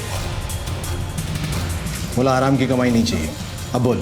ये चीज़ और रुपये हमने भिजवाए थे साहब, पर चोरी करके नहीं। चोरी करते तो मालिक छोड़ते हमको। दशहरे के दिन तूने उधार मांगा था ना उनसे, उन्होंने मना कर दिया। फिर 2-4 दिन में तुमने ऐसा क्या किया कि इतने पैसे आ गए कि तुमने झुमके भी खरीद लिए और घर की मरम्मत के लिए पैसे भी भिजवा दिए? ब्याज पे उठाए थे साहब। किसे लिए था ब्याज? साहब अपहरण हम ही ने किया था साहब, बच्चे को उठा के अपने घर पे रखा था साहब।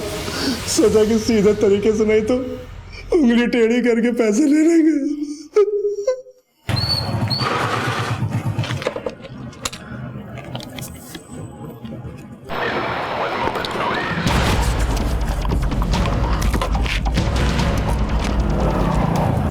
जब 6 लाख तुझे मिल गए तो बच्चे को क्यों मारा? हमने नहीं मारा साहब, खून उनसे हमारा कोई लेना देना नहीं। हमने तो सिर्फ बच्चे को उठाया था, खून किसने किया हमें नहीं पता साहब। मैं सच कह रहा हूँ, बल्कि दिवाली की रात तुम अपने पड़ोसी के घर पर थे। इसके पड़ोसी से पता करो, और अगर ये झूठ बोल रहा है तो पूरी रात इसकी खातिर करना। देख, झूठ बोलकर तो छूट नहीं सकता। हमें ये तो पता है कि तेरे साथ कोई और भी शामिल था। एक ने बैग उठाया और दूसरे ने बच्चे को घर पे पहुंचाया। दूसरा कौन है? कोई नहीं था साहब। विनोद था? नहीं साहब। उंगली टेढ़ी करके तो मैं ये पता करवा ही लूंगा, समझे? तो हमने किडनैपिंग का केस तो सॉल्व कर लिया। इसमें राजेश इन्वॉल्व है। आपने उसे उधार देने से मना कर दिया था, इस बात का उसने बदला ले लिया। लेकिन इस केस में एक और आदमी इन्वॉल्व है, और वो विनोद नहीं है। विनोद की इन्वेस्टिगेशन पूरी हो चुकी है और दोनों ही केसेस में वो क्लीन चिट है। और जहां तक आपकी पत्नी और आपके बच्चे के मर्डर का सवाल है, राजेश उसमें भी इन्वॉल्व नहीं है, क्योंकि उस रात वो अपने दोस्तों के साथ घर के पास पार्टी कर रहा था। सरिता, अगर ये नहीं खा रहा तो कुछ और खिलाओ ना इसे। साहब, सब कुछ खिलाने की कोशिश करके देख चुकी हूँ, कुछ भी नहीं खा रहा। अरे किचन में कुछ और होगा ना, लेकर आओ प्लीज। जी साहब। जब से गीता और अनमोल गए हैं, इस मिट्टू ने भी कुछ खाना बंद कर दिया। वो मिट्टू है ना, पटाखों की आवाज से डर जाता है, तो भाभी उसे ऊपर के कमरे में यहाँ रखने आई थी। सुरेश जी, आपके कहने का मतलब है कि जब से आपकी पत्नी गुजरी है, ये सदमे में है? जी, मैं इसको कुछ खिलाने की कोशिश करता हूँ, वरना ये तो भूखा ही मर जाएगा।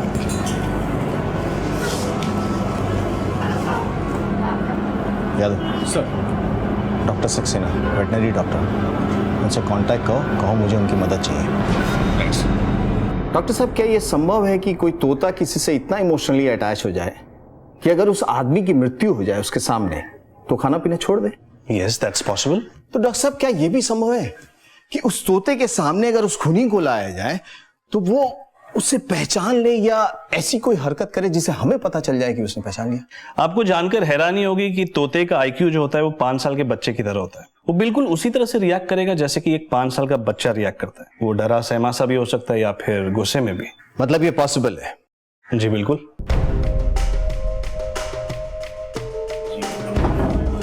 दिवाली की रात आप 10 से 11 के बीच में कहाँ थे? सर, हम घर के बाहर सबके साथ पटाखे जला रहे थे। आप किसी से भी पूछ सकते हैं सर।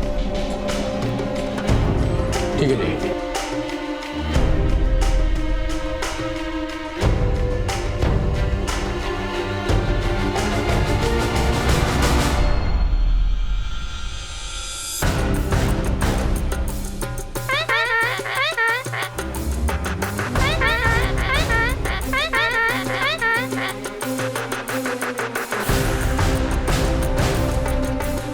दिवाली की रात तुम कहाँ थे 10 से 11 के बीच में? सर घर पर ही था। जा। सर तोते ने तो पहचान लिया, तो उसे अभी अरेस्ट क्यों नहीं किया हमने? नहीं,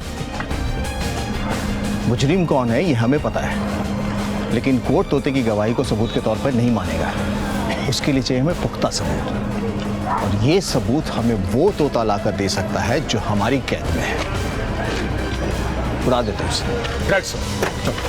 कहते हैं truth is stranger then fiction, और अक्सर ऐसा ही होता है। कहानियों में तो तोते बोलते हैं, लेकिन यहाँ इस केस में एक ही चश्मदीद गवाह था, और वो था घर का तोता, और उसने पुलिस की इन्वेस्टिगेशन को एक नई दिशा दे दी। हालांकि पुलिस जानती थी कि तोता कोर्ट में गवाही नहीं दे सकता। अब उन्हें चाहिए था वो सबूत जिससे असली मुजरिम को पकड़ा जा सके। चलो बाहर, तुम्हारी जमानत हो गई।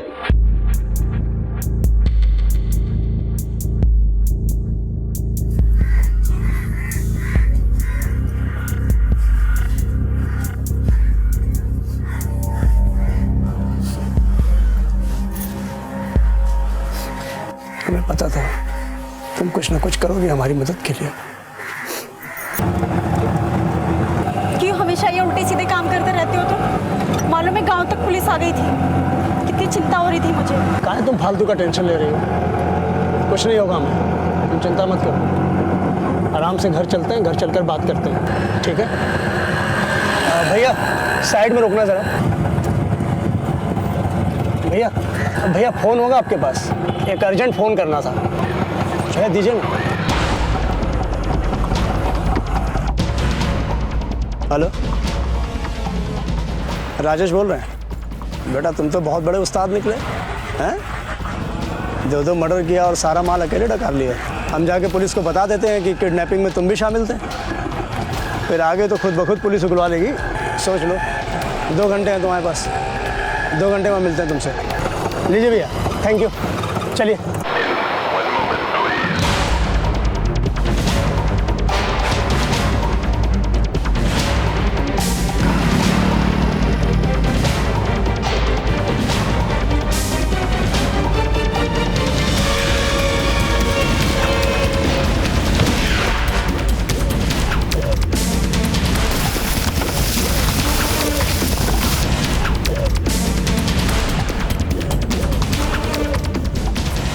ये रहा, यही वो निशान है जहाँ पर मैंने रुपया और सारा गहना छुपाया था। किधर? ये रहा।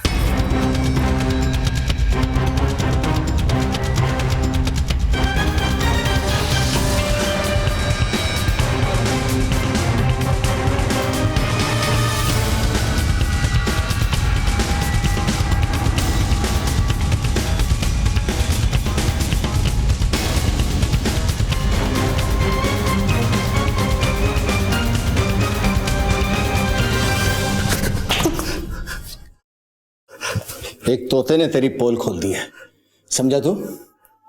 अब तोते की तरह तू बोलना शुरू कर। पहले अपहरण से शुरू करते हैं। तेरा क्या रोल था उसमें? अबे तेरा क्या रोल था उसमें?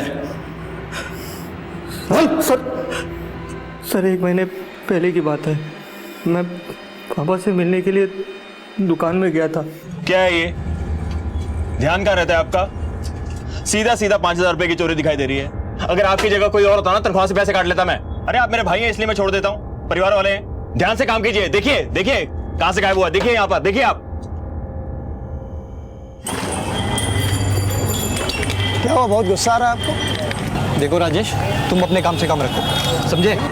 सबक सिखाना चाहेंगे अपने चाचा जी को? करेंगे क्या?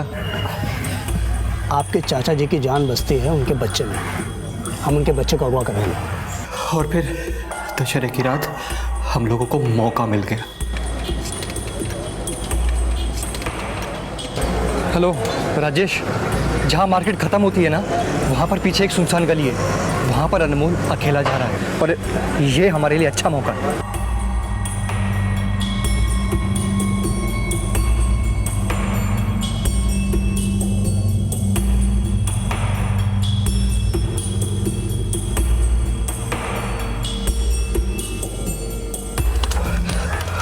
हाँ हेलो, मैं बोल रहा हूँ, पूरे 6 हैं मेरे पास। प्लान कामयाब हो गया हमारा, मिलकर आधा आधा कर लेंगे।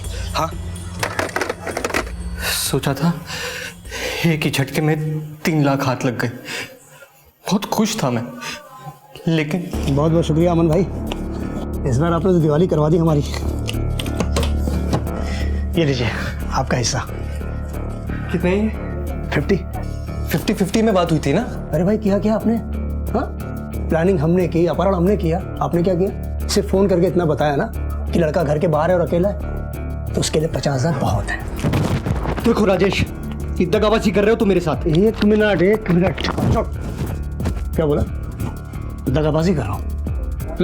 हाँ कर रहा हूँ। तो क्या करोगे? पुलिस में जाओगे? कंप्लेन दर्ज करोगे? जाओ, ले फोन कर, ले पुलिस को फोन कर। अरे बोलना, क्या बोलेगा? हाँ, कि तूने अपने चचेरे भाई के अपहरण की साजिश रची, उसमें साथ दिया?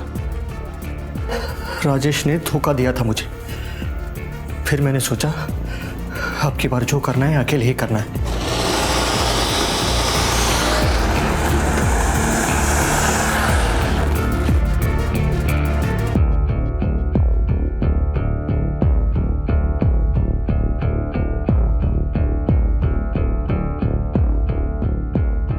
मिट्टू, आराम से रहना। हाँ, आती हूँ।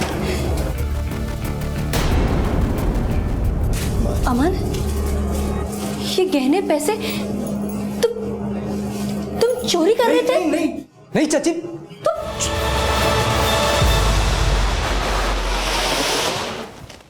उसके बाद मैंने वो चोरी का सारा रुपया गहना जंगल में छुपा दिया और वहां पर एक निशान भी बना दिया ताकि मुझे याद रहे।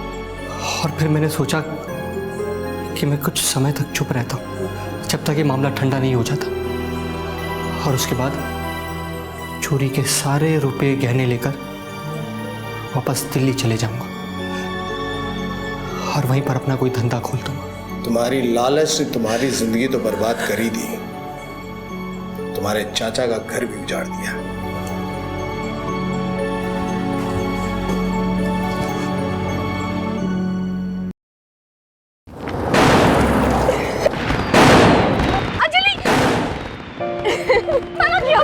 मम्मा, बहुत हो गए पटाखे, बस हो गया, हो गई दिवाली। चलो अंदर चलो। मम्मी, आप इतने से ही डर गए, अब जब मैं सूतली बॉल चलाऊंगी तब आप क्या करोगे? नहीं, खबरदार जो अभी ये सब फोड़ा तो। अरे बहुत पटाखे जला लिए, जल्दी चलो। नरेश चाचू का बार बार फोन आ रहा है तुम्हारे पापा के मोबाइल पे, और बीजी भी राह देख रही है। करिए, होने जाना। मैं आती हूँ। ठीक है।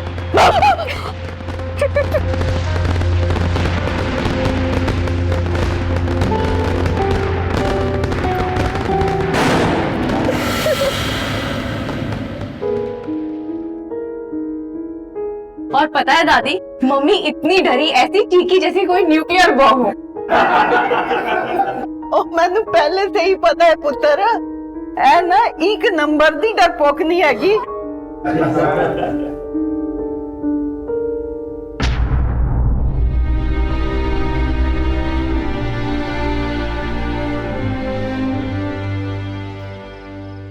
देखते हैं। चलो नरेश निकलता हूँ।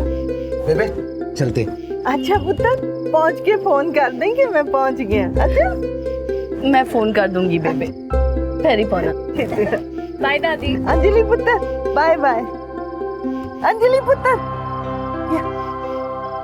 Bye bye. क्या दादी? पापा मैं गाड़ी लेके आती हूँ। हाँ अंजलि, मैं भी साथ चलती हूँ। Anjali, Anjali, Anjali listen, Anjali listen to me. Anjali, Anjali, Anjali, what? Anjali please listen to me. Look Anjali, I promise तुमने जैसा कहा मैं वैसे ही करूंगी, पर प्लीज मॉम डैड को कुछ मत बताना, प्लीज। पक्का? पक्का, पक्का वाला प्रॉमिस। मैं किसी को कुछ नहीं बताऊंगी। थैंक्स अंजी, I love you. Happy Diwali. चल गाड़ी में बैठ।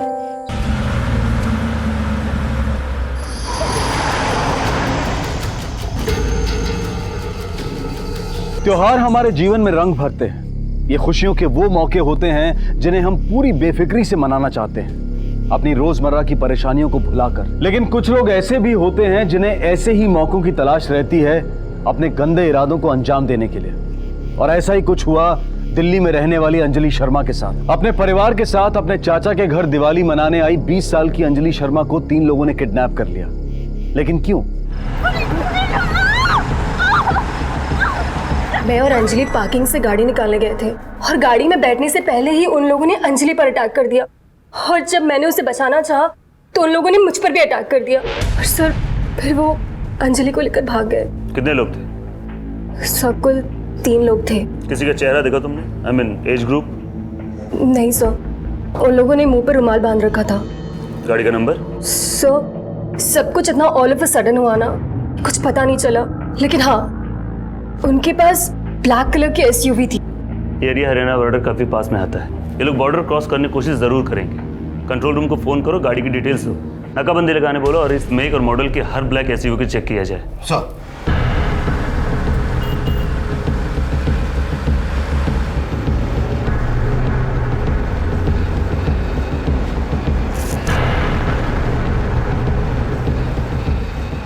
रुमाल हटा दे भाई, बेहोश है।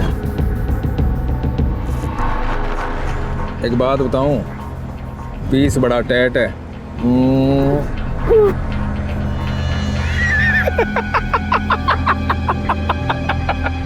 आपकी अंजलि की किसी से कोई दुश्मनी? नहीं सर, ऐसी कोई बात नहीं है। साडी किसी से कोई दुश्मनी नहीं, असि कदी किसी का बुरा नहीं की। अंजलि का कोई अफेयर, किसी से कोई खास दोस्ती या कोई एक तरफा प्यार का मामला? मतलब कोई परेशान कर रहा उसे, ऐसा कुछ बताया उसने? जी नहीं सर, अगर ऐसा कुछ होता तो वो हमें जरूर बताती। यार ये तेरा सदमीर क्या कर रहा है यार? इसको इतना मारने की क्या जरूरत थी? हमारी तो खाली ये बात हुई थी ना कि हम लोग। यार छोड़ ना, तुझे इस लड़की को सबक सिखाना था ना, इसीलिए मैंने सदबीर भाई को इन्वॉल्व किया। तो वो सब ठीक है यार, लेकिन मैंने तेरे को सिर्फ इतना कहा था कि इसको। क्या कहा था ना मेरे भाई, क्या कहा था तूने? वो कुछ नहीं सदबीर भाई, मैं बस इतना ही कह रहा था कि बहुत हो गया इसके लिए, समझ जाएगी। तो हाथ साफ है तेरे? अरे हाथ साफ है तेरे? हाँ। चेन बंद कर मेरी। अरे मेरी पैंट की चेन बंद कर, एक हाथ से नहीं होती मुझसे। हेल्प मी प्लीज, बंद कर।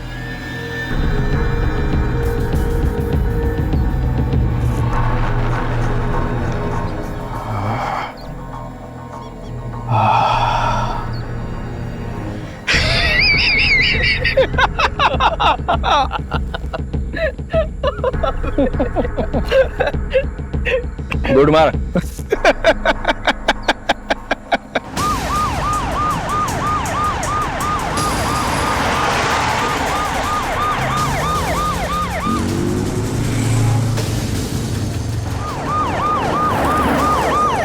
इस घटना को घटे अभी सिर्फ 30 मिनट गुजरे थे लेकिन पुलिस ने मुस्तैदी दिखाते हुए दिल्ली की सभी सड़कों पर चौकसी बढ़ा दी थी। 20 patrolling team, 100 police officers Anjali को बचाने और उस काली गाड़ी को ढूंढने में लग चुके थे। दिल्ली हरियाणा को जोड़ने वाला नेशनल हाईवे नंबर 1 पूरी तरह से सील कर दिया गया था और दिल्ली नॉर्थ की एसीपी गीता नायर खुद इस केस को सुपरवाइज कर रही थी। Bajaj, this is your responsibility to coordinate with all the patrol teams. Do you understand? मुझे हर आधे घंटे में अपडेट चाहिए। मैम, NH1 को सील कर दिया गया है। वहां तक आने वाले हर रास्ते पर नाकाबंदी लगा दी गई। पता चला है कि लड़की का फोन उसके पास है, जो कि अभी तक ऑन है। हमारी साइबर सेल ने उसे ट्रैक करने की कोशिश शुरू कर दी। एक्सीलेंट। अंजलि की फैमिली से कहो कि गलती से भी उसके नंबर पर कोई कॉल ना करे। उसका फोन अभी तक ऑन है, मतलब किडनैपर्स की नजर उस पर नहीं पड़ी। सेल रिंग होगा, उन लोगों को पता चलेगा, वो स्विच ऑफ कर देंगे। लड़की और उसकी फैमिली जिस रूट से उसके अंकल के घर जा रहे थे, पता करो उस रूट में सर्विलेंस कैमरास है कि नहीं। अगर है तो सबकी फुटेज निकलवाओ एंड चेक देम। कहीं कोई उन्हें फॉलो तो नहीं कर रहा था? Yes ma'am. मनीष, कितनी देर लगेगी हमें अंजलि का फोन टैप करने में? Ma'am 15 to 20 minutes. मेरी बेटी ने किसी का क्या बिगाड़ा था?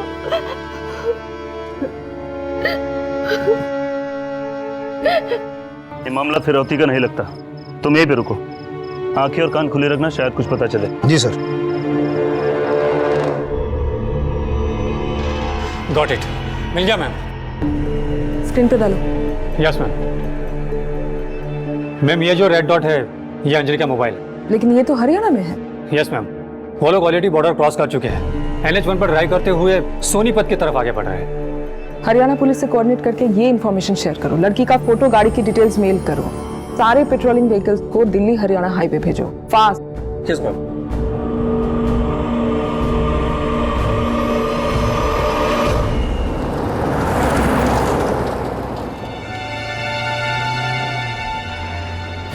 पीस बड़ा टैट है।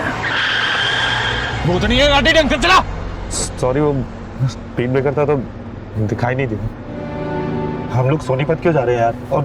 और इसे क्यों लेके जा रहे हैं यार? हमें तो इसे वापस छोड़ना था ना।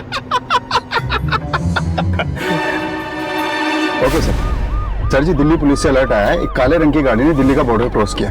एक लड़की का अपहरण करके लाया गया। 3 लोग हैं, सोनीपत की तरफ बढ़े। गाड़ी तेज करो।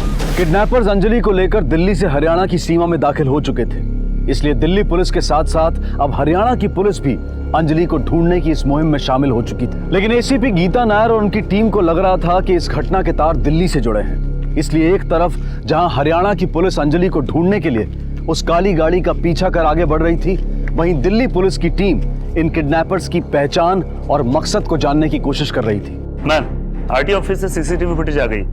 Very good, play.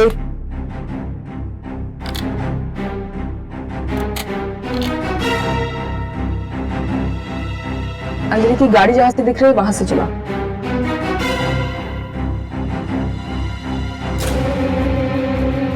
रुको, ये गाड़ी हो सकती है।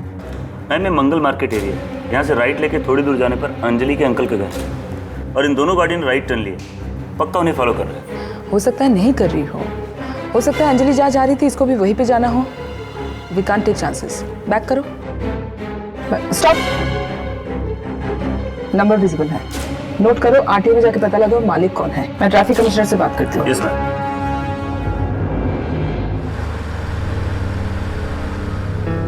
ब्रेक दाब, आराम से चलाई सुडन कटो लेना। और सुन, आगे एक कच्चे रास्ते का मोड़ आओगा त्याड़ी पिंड का, बेहतर घुसाली हो गाड़ी। सर, इससे काफी टाइम बचेगा जो कि हमारे लिए बहुत कीमती है। जी sir, thank you very much sir. Singh, Sonipat police commissioner से बात हुई है। अब से हम उनकी सर्च टीम से डायरेक्ट कोऑर्डिनेट करेंगे। वैलिस पे कांटेक्ट बनाओ और बोलो इस सर्च से रिलेटेड सारे इंफॉर्मेशन, सारे अपडेट वो अब मुझे डायरेक्टली दें। ओके मनीष, गाड़ी की करंट लोकेशन? मैम, सोनीपत की तरफ ही आगे बढ़ रहे हैं, तिहाड़ी पिंड से 5 किलोमीटर पहले। हरियाणा पुलिस की पेट्रोल टीम उनके पीछे है, लगभग 30 से 40 मिनट के गैप पर। कुछ भी पता नहीं चला कि वो लोग कौन है और अंजलि को कहां ले गए हैं। आप परेशान मत होइए, वो लोग जो कोई भी है सुबह का सूरज जेल में ही देखेंगे। हमने उनके लोकेशन का पता लगा लिया है, थोड़ी देर में पकड़े जाएंगे।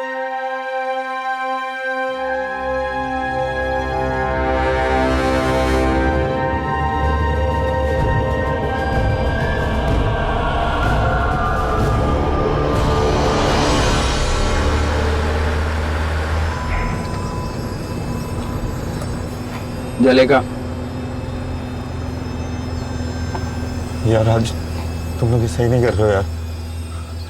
हम लोगों की तो बात हुई थी कि घनी फिक्र हो रही है इतने इसकी। छोड़ दूं इसने, तने पकड़ दूं न मन ने कोई फर्क नहीं पड़ता, सब चल रहा है मने। राजी है तू? हाँ लेका।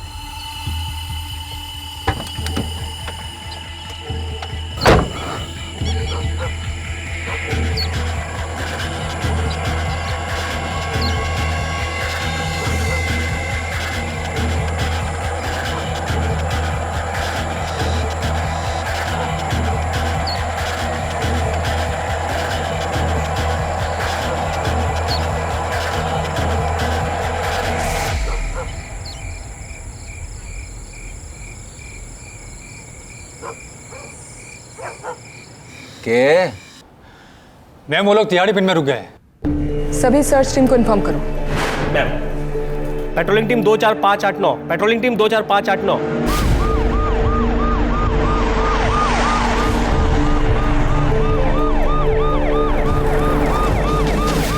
रख के चाहिए बोल लेगा।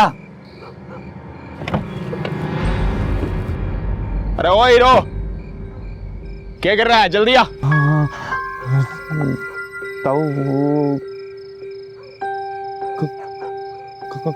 कौन?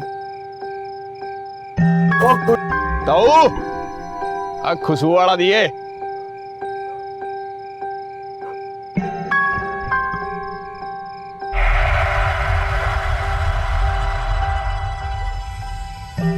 अरे पेट में बाढ़ क्या तेरे? पाव भारी है, बाका जल्दी आ। बैठ।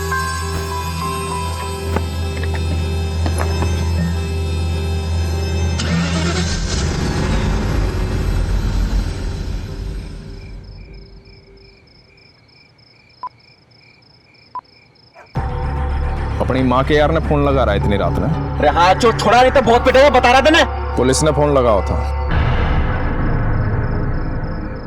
और क्या कहा है? मैंने पिटेगा। सतबीर भाई, अरे सतबीर भाई चलो ना। अरे उसके चक्कर में अपने मूड के क्यों लगा रहे हो? अरे चलो अभी जल्दी। हैंडसम लग रहा है तू, अब लगा फोन।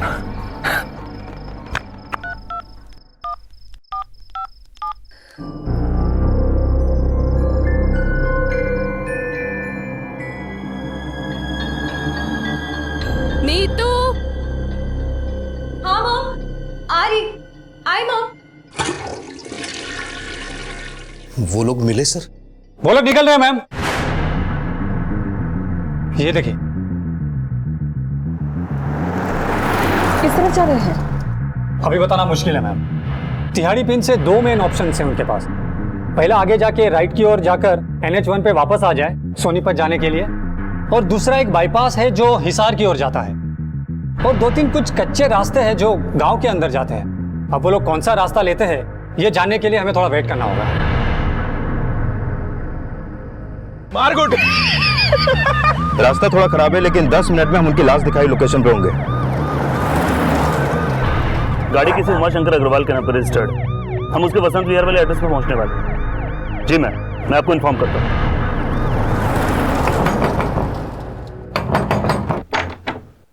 जी उमाशंकर अग्रवाल। जी मैं ही हूँ, क्या बात है? DLXX 2325 नंबर की गाड़ी आपकी है? कहाँ है गाड़ी? जी गाड़ी तो मेरी है। मेरा बेटा अंकुर ले गया अपने एक दोस्त के घर। दिवाली पार्टी थी, लेकिन हुआ क्या? आपको हमारे साथ चलना होगा। क्या बात है सर? सब ठीक तो है? हमारा अंकुर कहाँ है? प्लीज यार ऐसा मत कर यार आज। सतबीर भाई प्लीज ऐसा मत करो प्लीज, मैं आपके हाथ जोड़ता हूँ सतबीर भाई। मूड की माँ बहन एक मत कर। तूने हेल्प मांगी थी ना मेरी, इसको सबक सिखाने के लिए।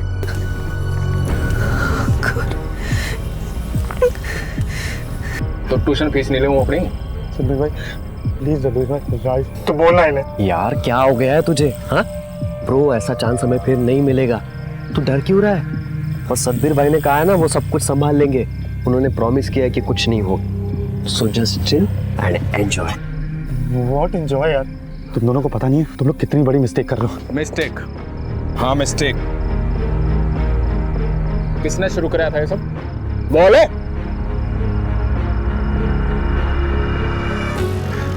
हाँ, मैंने करवाया था। मैंने बुलाया था आप लोगों को। आप लोग ये जो नो इफ नो बट।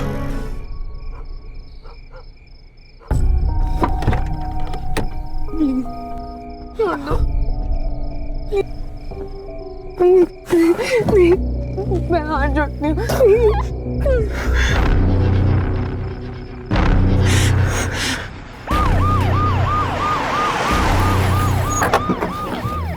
यहीं रुके तो बोलो। एम्बुलेंस बुलाओ जल्दी। किसने किया है सब? कौन थे वो लोग? ऐसा नहीं हो सकता।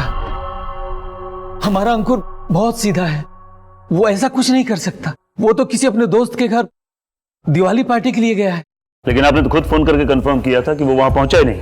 हो सकता है कोई और प्लान बन गया हो। बच्चे, उसका फोन भी बंद आ रहा है। शायद बैटरी खत्म हो गई हो। ठीक उसी वक्त जब अंजलि को किडनैप किया गया, वो भी उसके घर के करीब। ये लोग इतनी देर से एक ही जगह पे क्यों रुके हुए हैं?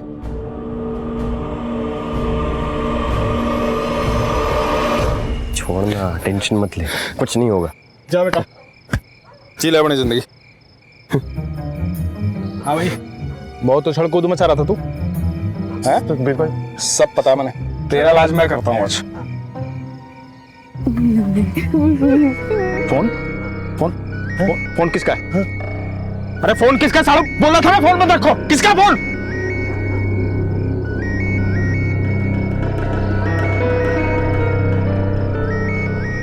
किससे आवाज आ रही है?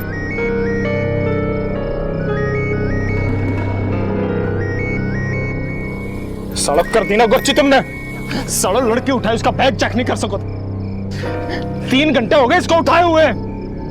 इसके माँ बाप पुलिस के पास गए होंगे, पुलिस ने फोन मशीन में डाला होगा, पुलिस पीछा कर रही होगी हमारा। सड़क इतनी अकल नहीं है तुम्हारे अंदर। सब तुम दोनों की वजह से हुआ है। कब से कह रहा हूँ इसको छोड़ने को, कब से कह रहा था कि इसके साथ ये सब मत करो। अब पुलिस आएगी और पकड़ लेगी हम लोगों को, और मेरी डैड तो मुझे मार ही देगी। बाप से पैदा है कि मच्छी के कांटे से पैदा हुआ तू? मेरा बाप ये कर देगा, मेरी माँ पुलिस पीछे पड़ जाएगी। अरे सतबीर भाई छोड़ो इसे, पहले यहाँ से निकलते। अगर पुलिस हमारे पीछे होगी ना तो यहाँ पहुंचती होगी वो। चलो चलो निकलते। गाड़ी चला।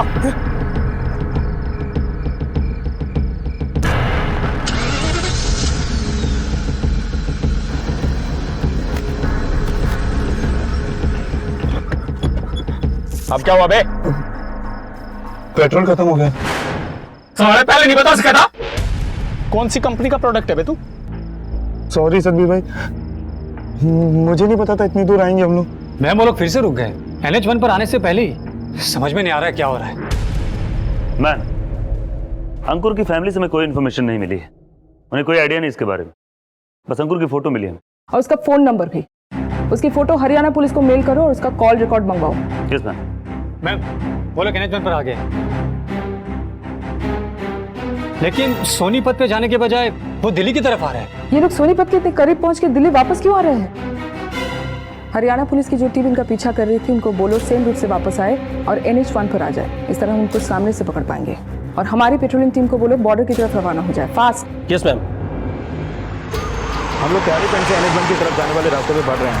लेकिन वो लोग तो ऑलरेडी NH1 पहुंच चुके हैं। क्या? ठीक है, गाड़ी वापस शूटिंग करो। चलो जल्दी जल्दी जल्दी। सामान सामान सामान।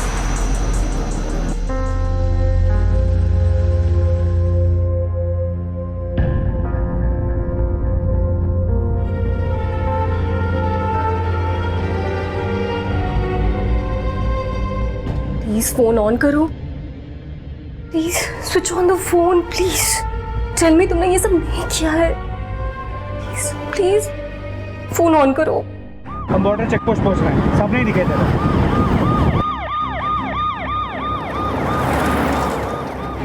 वो लोग अभी भी NH1 पर बढ़ रहे हैं। 2-3 मिनट में चेक पोस्ट क्रॉस कर लेंगे।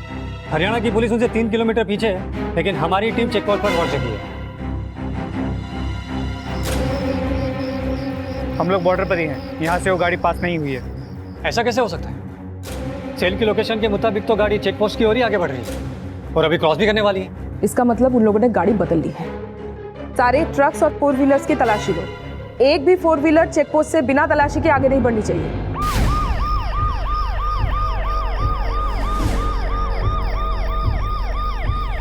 ऐसा कैसे हो सकता है? क्या हुआ? उन्होंने चेक पोस्ट क्रॉस कर लिया और बड़ी तेजी से दिल्ली की तरफ आगे बढ़ रहे हैं। What? ये कैसे पॉसिबल है? यहाँ पे बैरिकेड लगा है, यहाँ से एक भी ब्लैक कलर की गाड़ी पास नहीं हुई है। ओके चलो कम ऑन फास्ट मूव। चलो चलो चलो चलो चलो move move move move move move.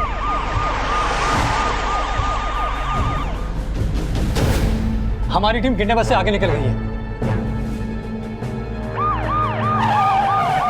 कैसे हो सकता है? चेक पोस्ट से लेके अब तक हमने एक भी 4 व्हीलर को क्रॉस नहीं किया है, ना कार ना बस ना कुछ, तो हम उससे आगे कैसे जा सकते हैं? वो लोग पुलिस जीप को क्रॉस करने वाले हैं। 10 seconds 9 8 7 6 5 4 3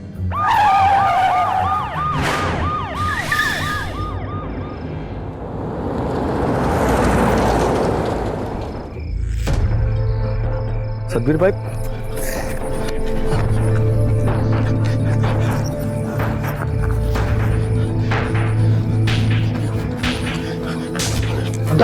डब्बा देख, पेट्रोल खत्म, डब्बा देख गाड़ी में।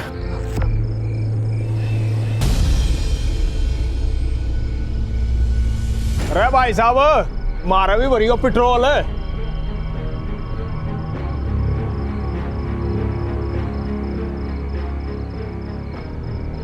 अरे भाई साहब, बहुत बढ़िया बाइक ले रहे हो, कितनी एवरेज देते हैं?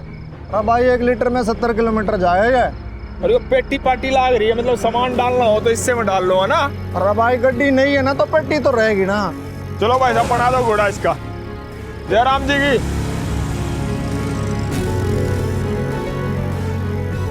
अरे भाई भरते मारा भी हो।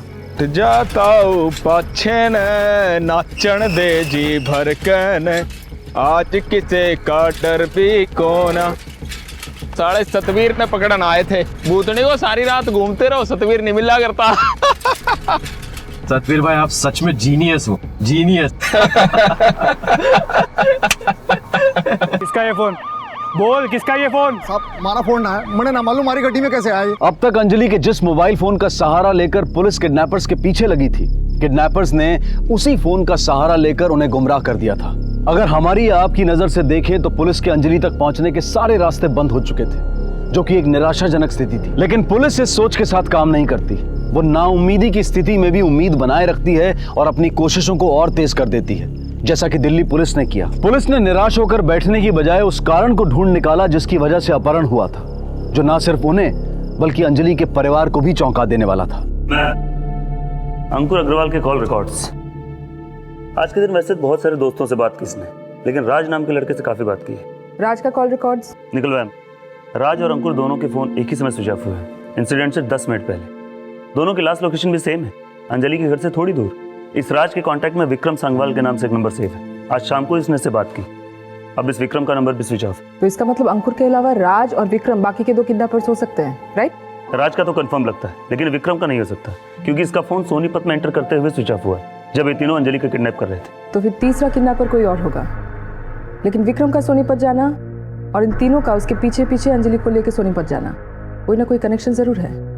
मनीष, इस विक्रम का नंबर सर्विलेंस पे डालो, ताकि जब भी उसका फोन ऑन हो हमें उसके लोकेशन का पता लग जाए। Yes ma'am. इसके अलावा अंकुर के कॉन्टैक्ट से एक नंबर और मिला है जो काफी चौंकाने वाला है। किसका नंबर है? अंजलि की कजिन नीतू।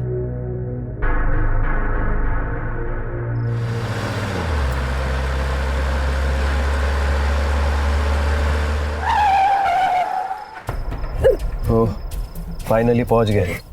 रोड से सीधा आते तो आधे घंटे पहले पहुंच जाते। जी आजा।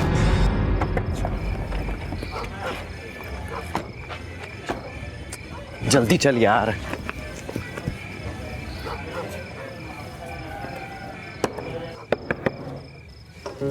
Oh bro, happy Diwali. Bro, अरे ये टाइम होता है आने का, अब तो पार्टी भी खत्म हो गई यार। कब फोन किया था तूने? सॉरी यार, रास्ते में गाड़ी खराब हो गई थी। By the way, meet my friend Ankur. Hey bro, come in work. ए सुन ना, तेरे पीछे वाले क्वार्टर्स की कीज देना। You know we have girls Vikas. तो साले शाम को तूने इसलिए फोन किया था, तुझे जगह चाहिए थी मस्ती के लिए, क्यों? खुला है, गो हैव फन, लेकिन सुबह मिल के जाना, ठीक है? Sure dude. चल बा। एक्सक्यूज मी ब्रो, क्या मैं कॉल कर सकता हूँ? I mean can I borrow your cell phone? एक इंपॉर्टेंट कॉल करना है यार, और हम लोगों का सिग्नल कैच नहीं कर रहा है। अरे श्योर डूड, अंदर है, लेकर आता हूँ। अभी किसको फोन करेगा यार? घर पे यार, हम लोगों को बहुत देर हो गई है। पापा ने कहा था कि अबे पागल हो गया है क्या?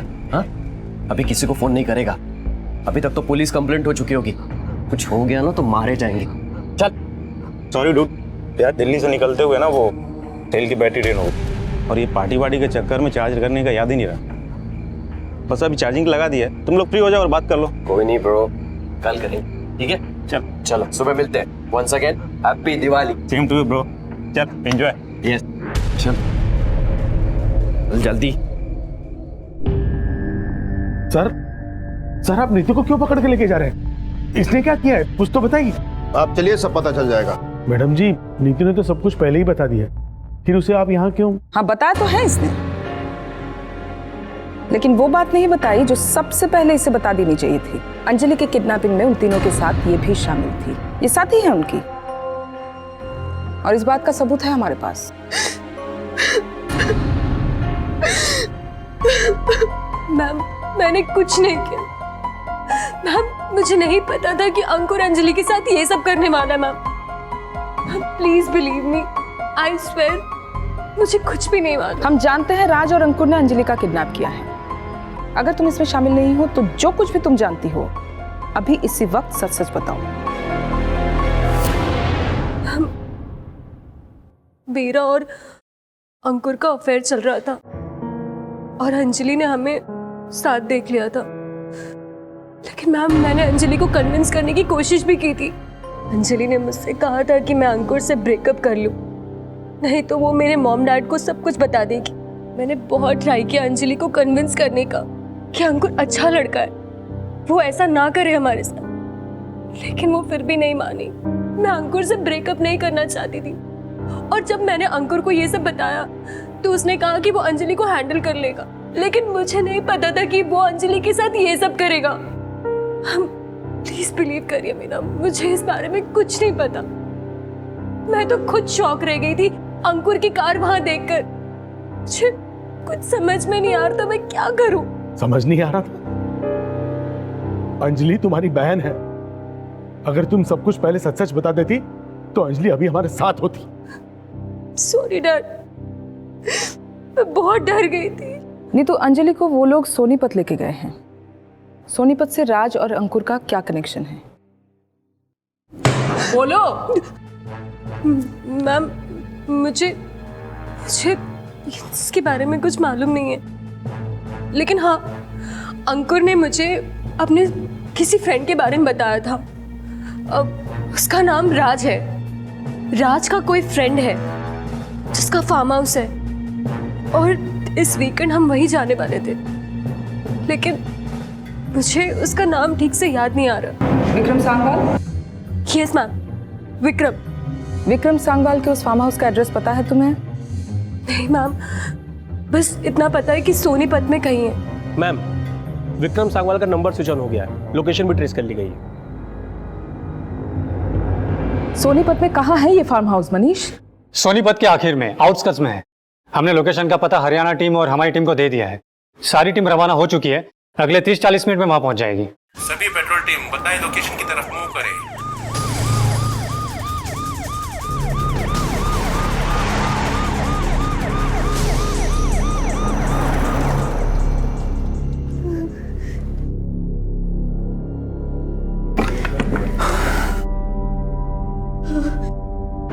फूल कुमारा। नहीं।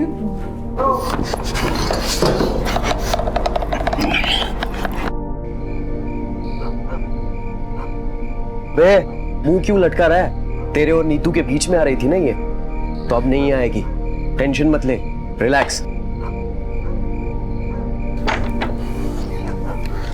चल विराज, एक तेरा नंबर है, चल।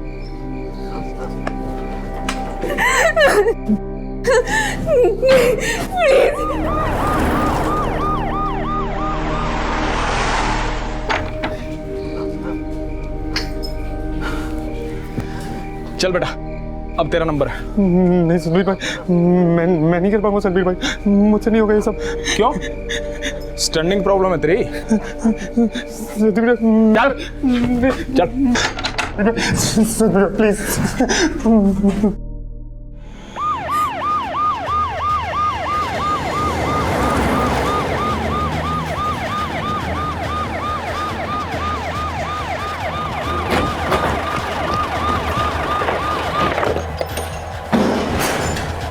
लड़की कहाँ है? लड़की कहाँ है? सर आप किसकी बात कर रहे हैं? वही लड़की जो तेरा दोस्त राज उठा के लाया था। उठाकर लाया था? सर मुझे कुछ नहीं पता है उसके बारे में। वो पीछे है सर्वेंट क्वार्टर में। संभालो इसको, चले।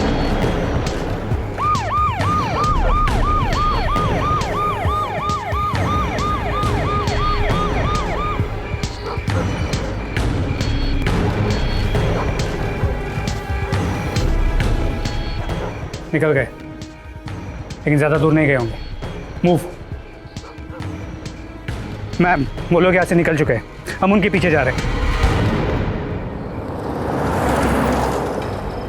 सतबीर भाई, कुछ होगा तो नहीं ना यार? आप संभालोगे ना? अरे कुछ ना होगा, वैसे भी ऐसे मामले घर वाले खुद ही दबा दे हैं। एक बार यहाँ से सेफ निकल गए फिर कुछ ना होगा। एक बात बता, मजा आया कि नहीं? भाई मारे के लारा होगा ना, नो ऐश करेगा। पर एक बात है यार, पीस बड़ा टैट था।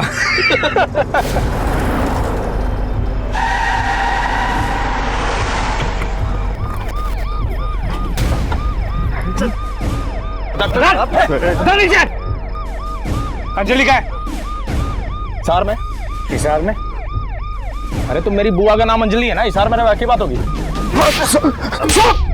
सर मैं अंजलि मेरे और नीतू के रिश्ते को नहीं मान रही थी सर। मैं उसको सिर्फ सबक सिखाना चाहता था, डराना धमकाना चाहता था, लेकिन इसने मार दिया सर उसको।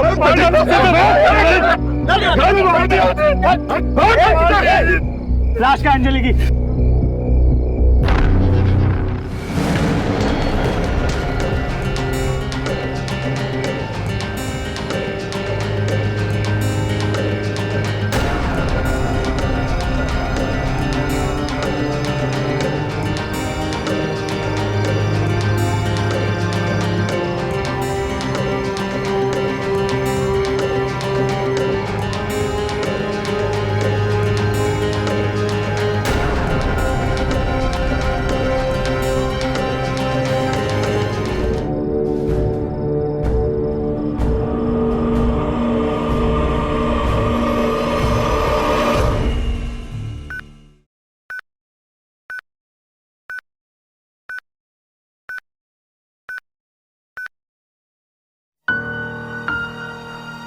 मुझे बेहद दुख है हमारी तमाम कोशिशों के बाद भी, लेकिन नीतू ने अगर वक्त पर हमें सच्चाई बता दी होती तो ये सब होने से पहले हम अंजलि तक पहुंच जाते और उसे बचा लेते।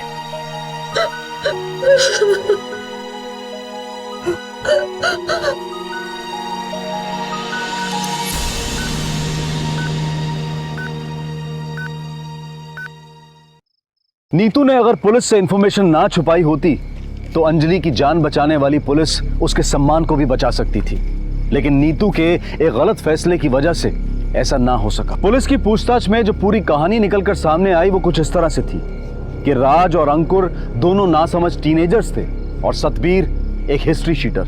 राज सतबीर से मिला और उसकी दबंगई को देखकर उससे इंप्रेस होकर उसने सतबीर से दोस्ती कर ली, और जब अंकुर ने अंजलि के मामले में राज से मदद मांगी तो राज अंकुर को लेकर पहुंच गया सतबीर के पास, और उसके बाद एक अपराधी और दो नासमझों की इस तिकड़ी ने 4 यंगस्टर्स अंजलि, नीतू, अंकुर और राज के वर्तमान और भविष्य को अंधकार में डाल दिया। इसलिए हम चाहेंगे कि हमारे यंगस्टर्स इस घटना से सीख लें कि कई बार दोस्ती दुश्मनी से ज्यादा खतरनाक साबित हो सकती है अगर वो किसी गलत इंसान के साथ हो। आपका उठाया हुआ एक गलत कदम जीवन की शुरुआत में ही आपके जीवन का अंत कर सकता है।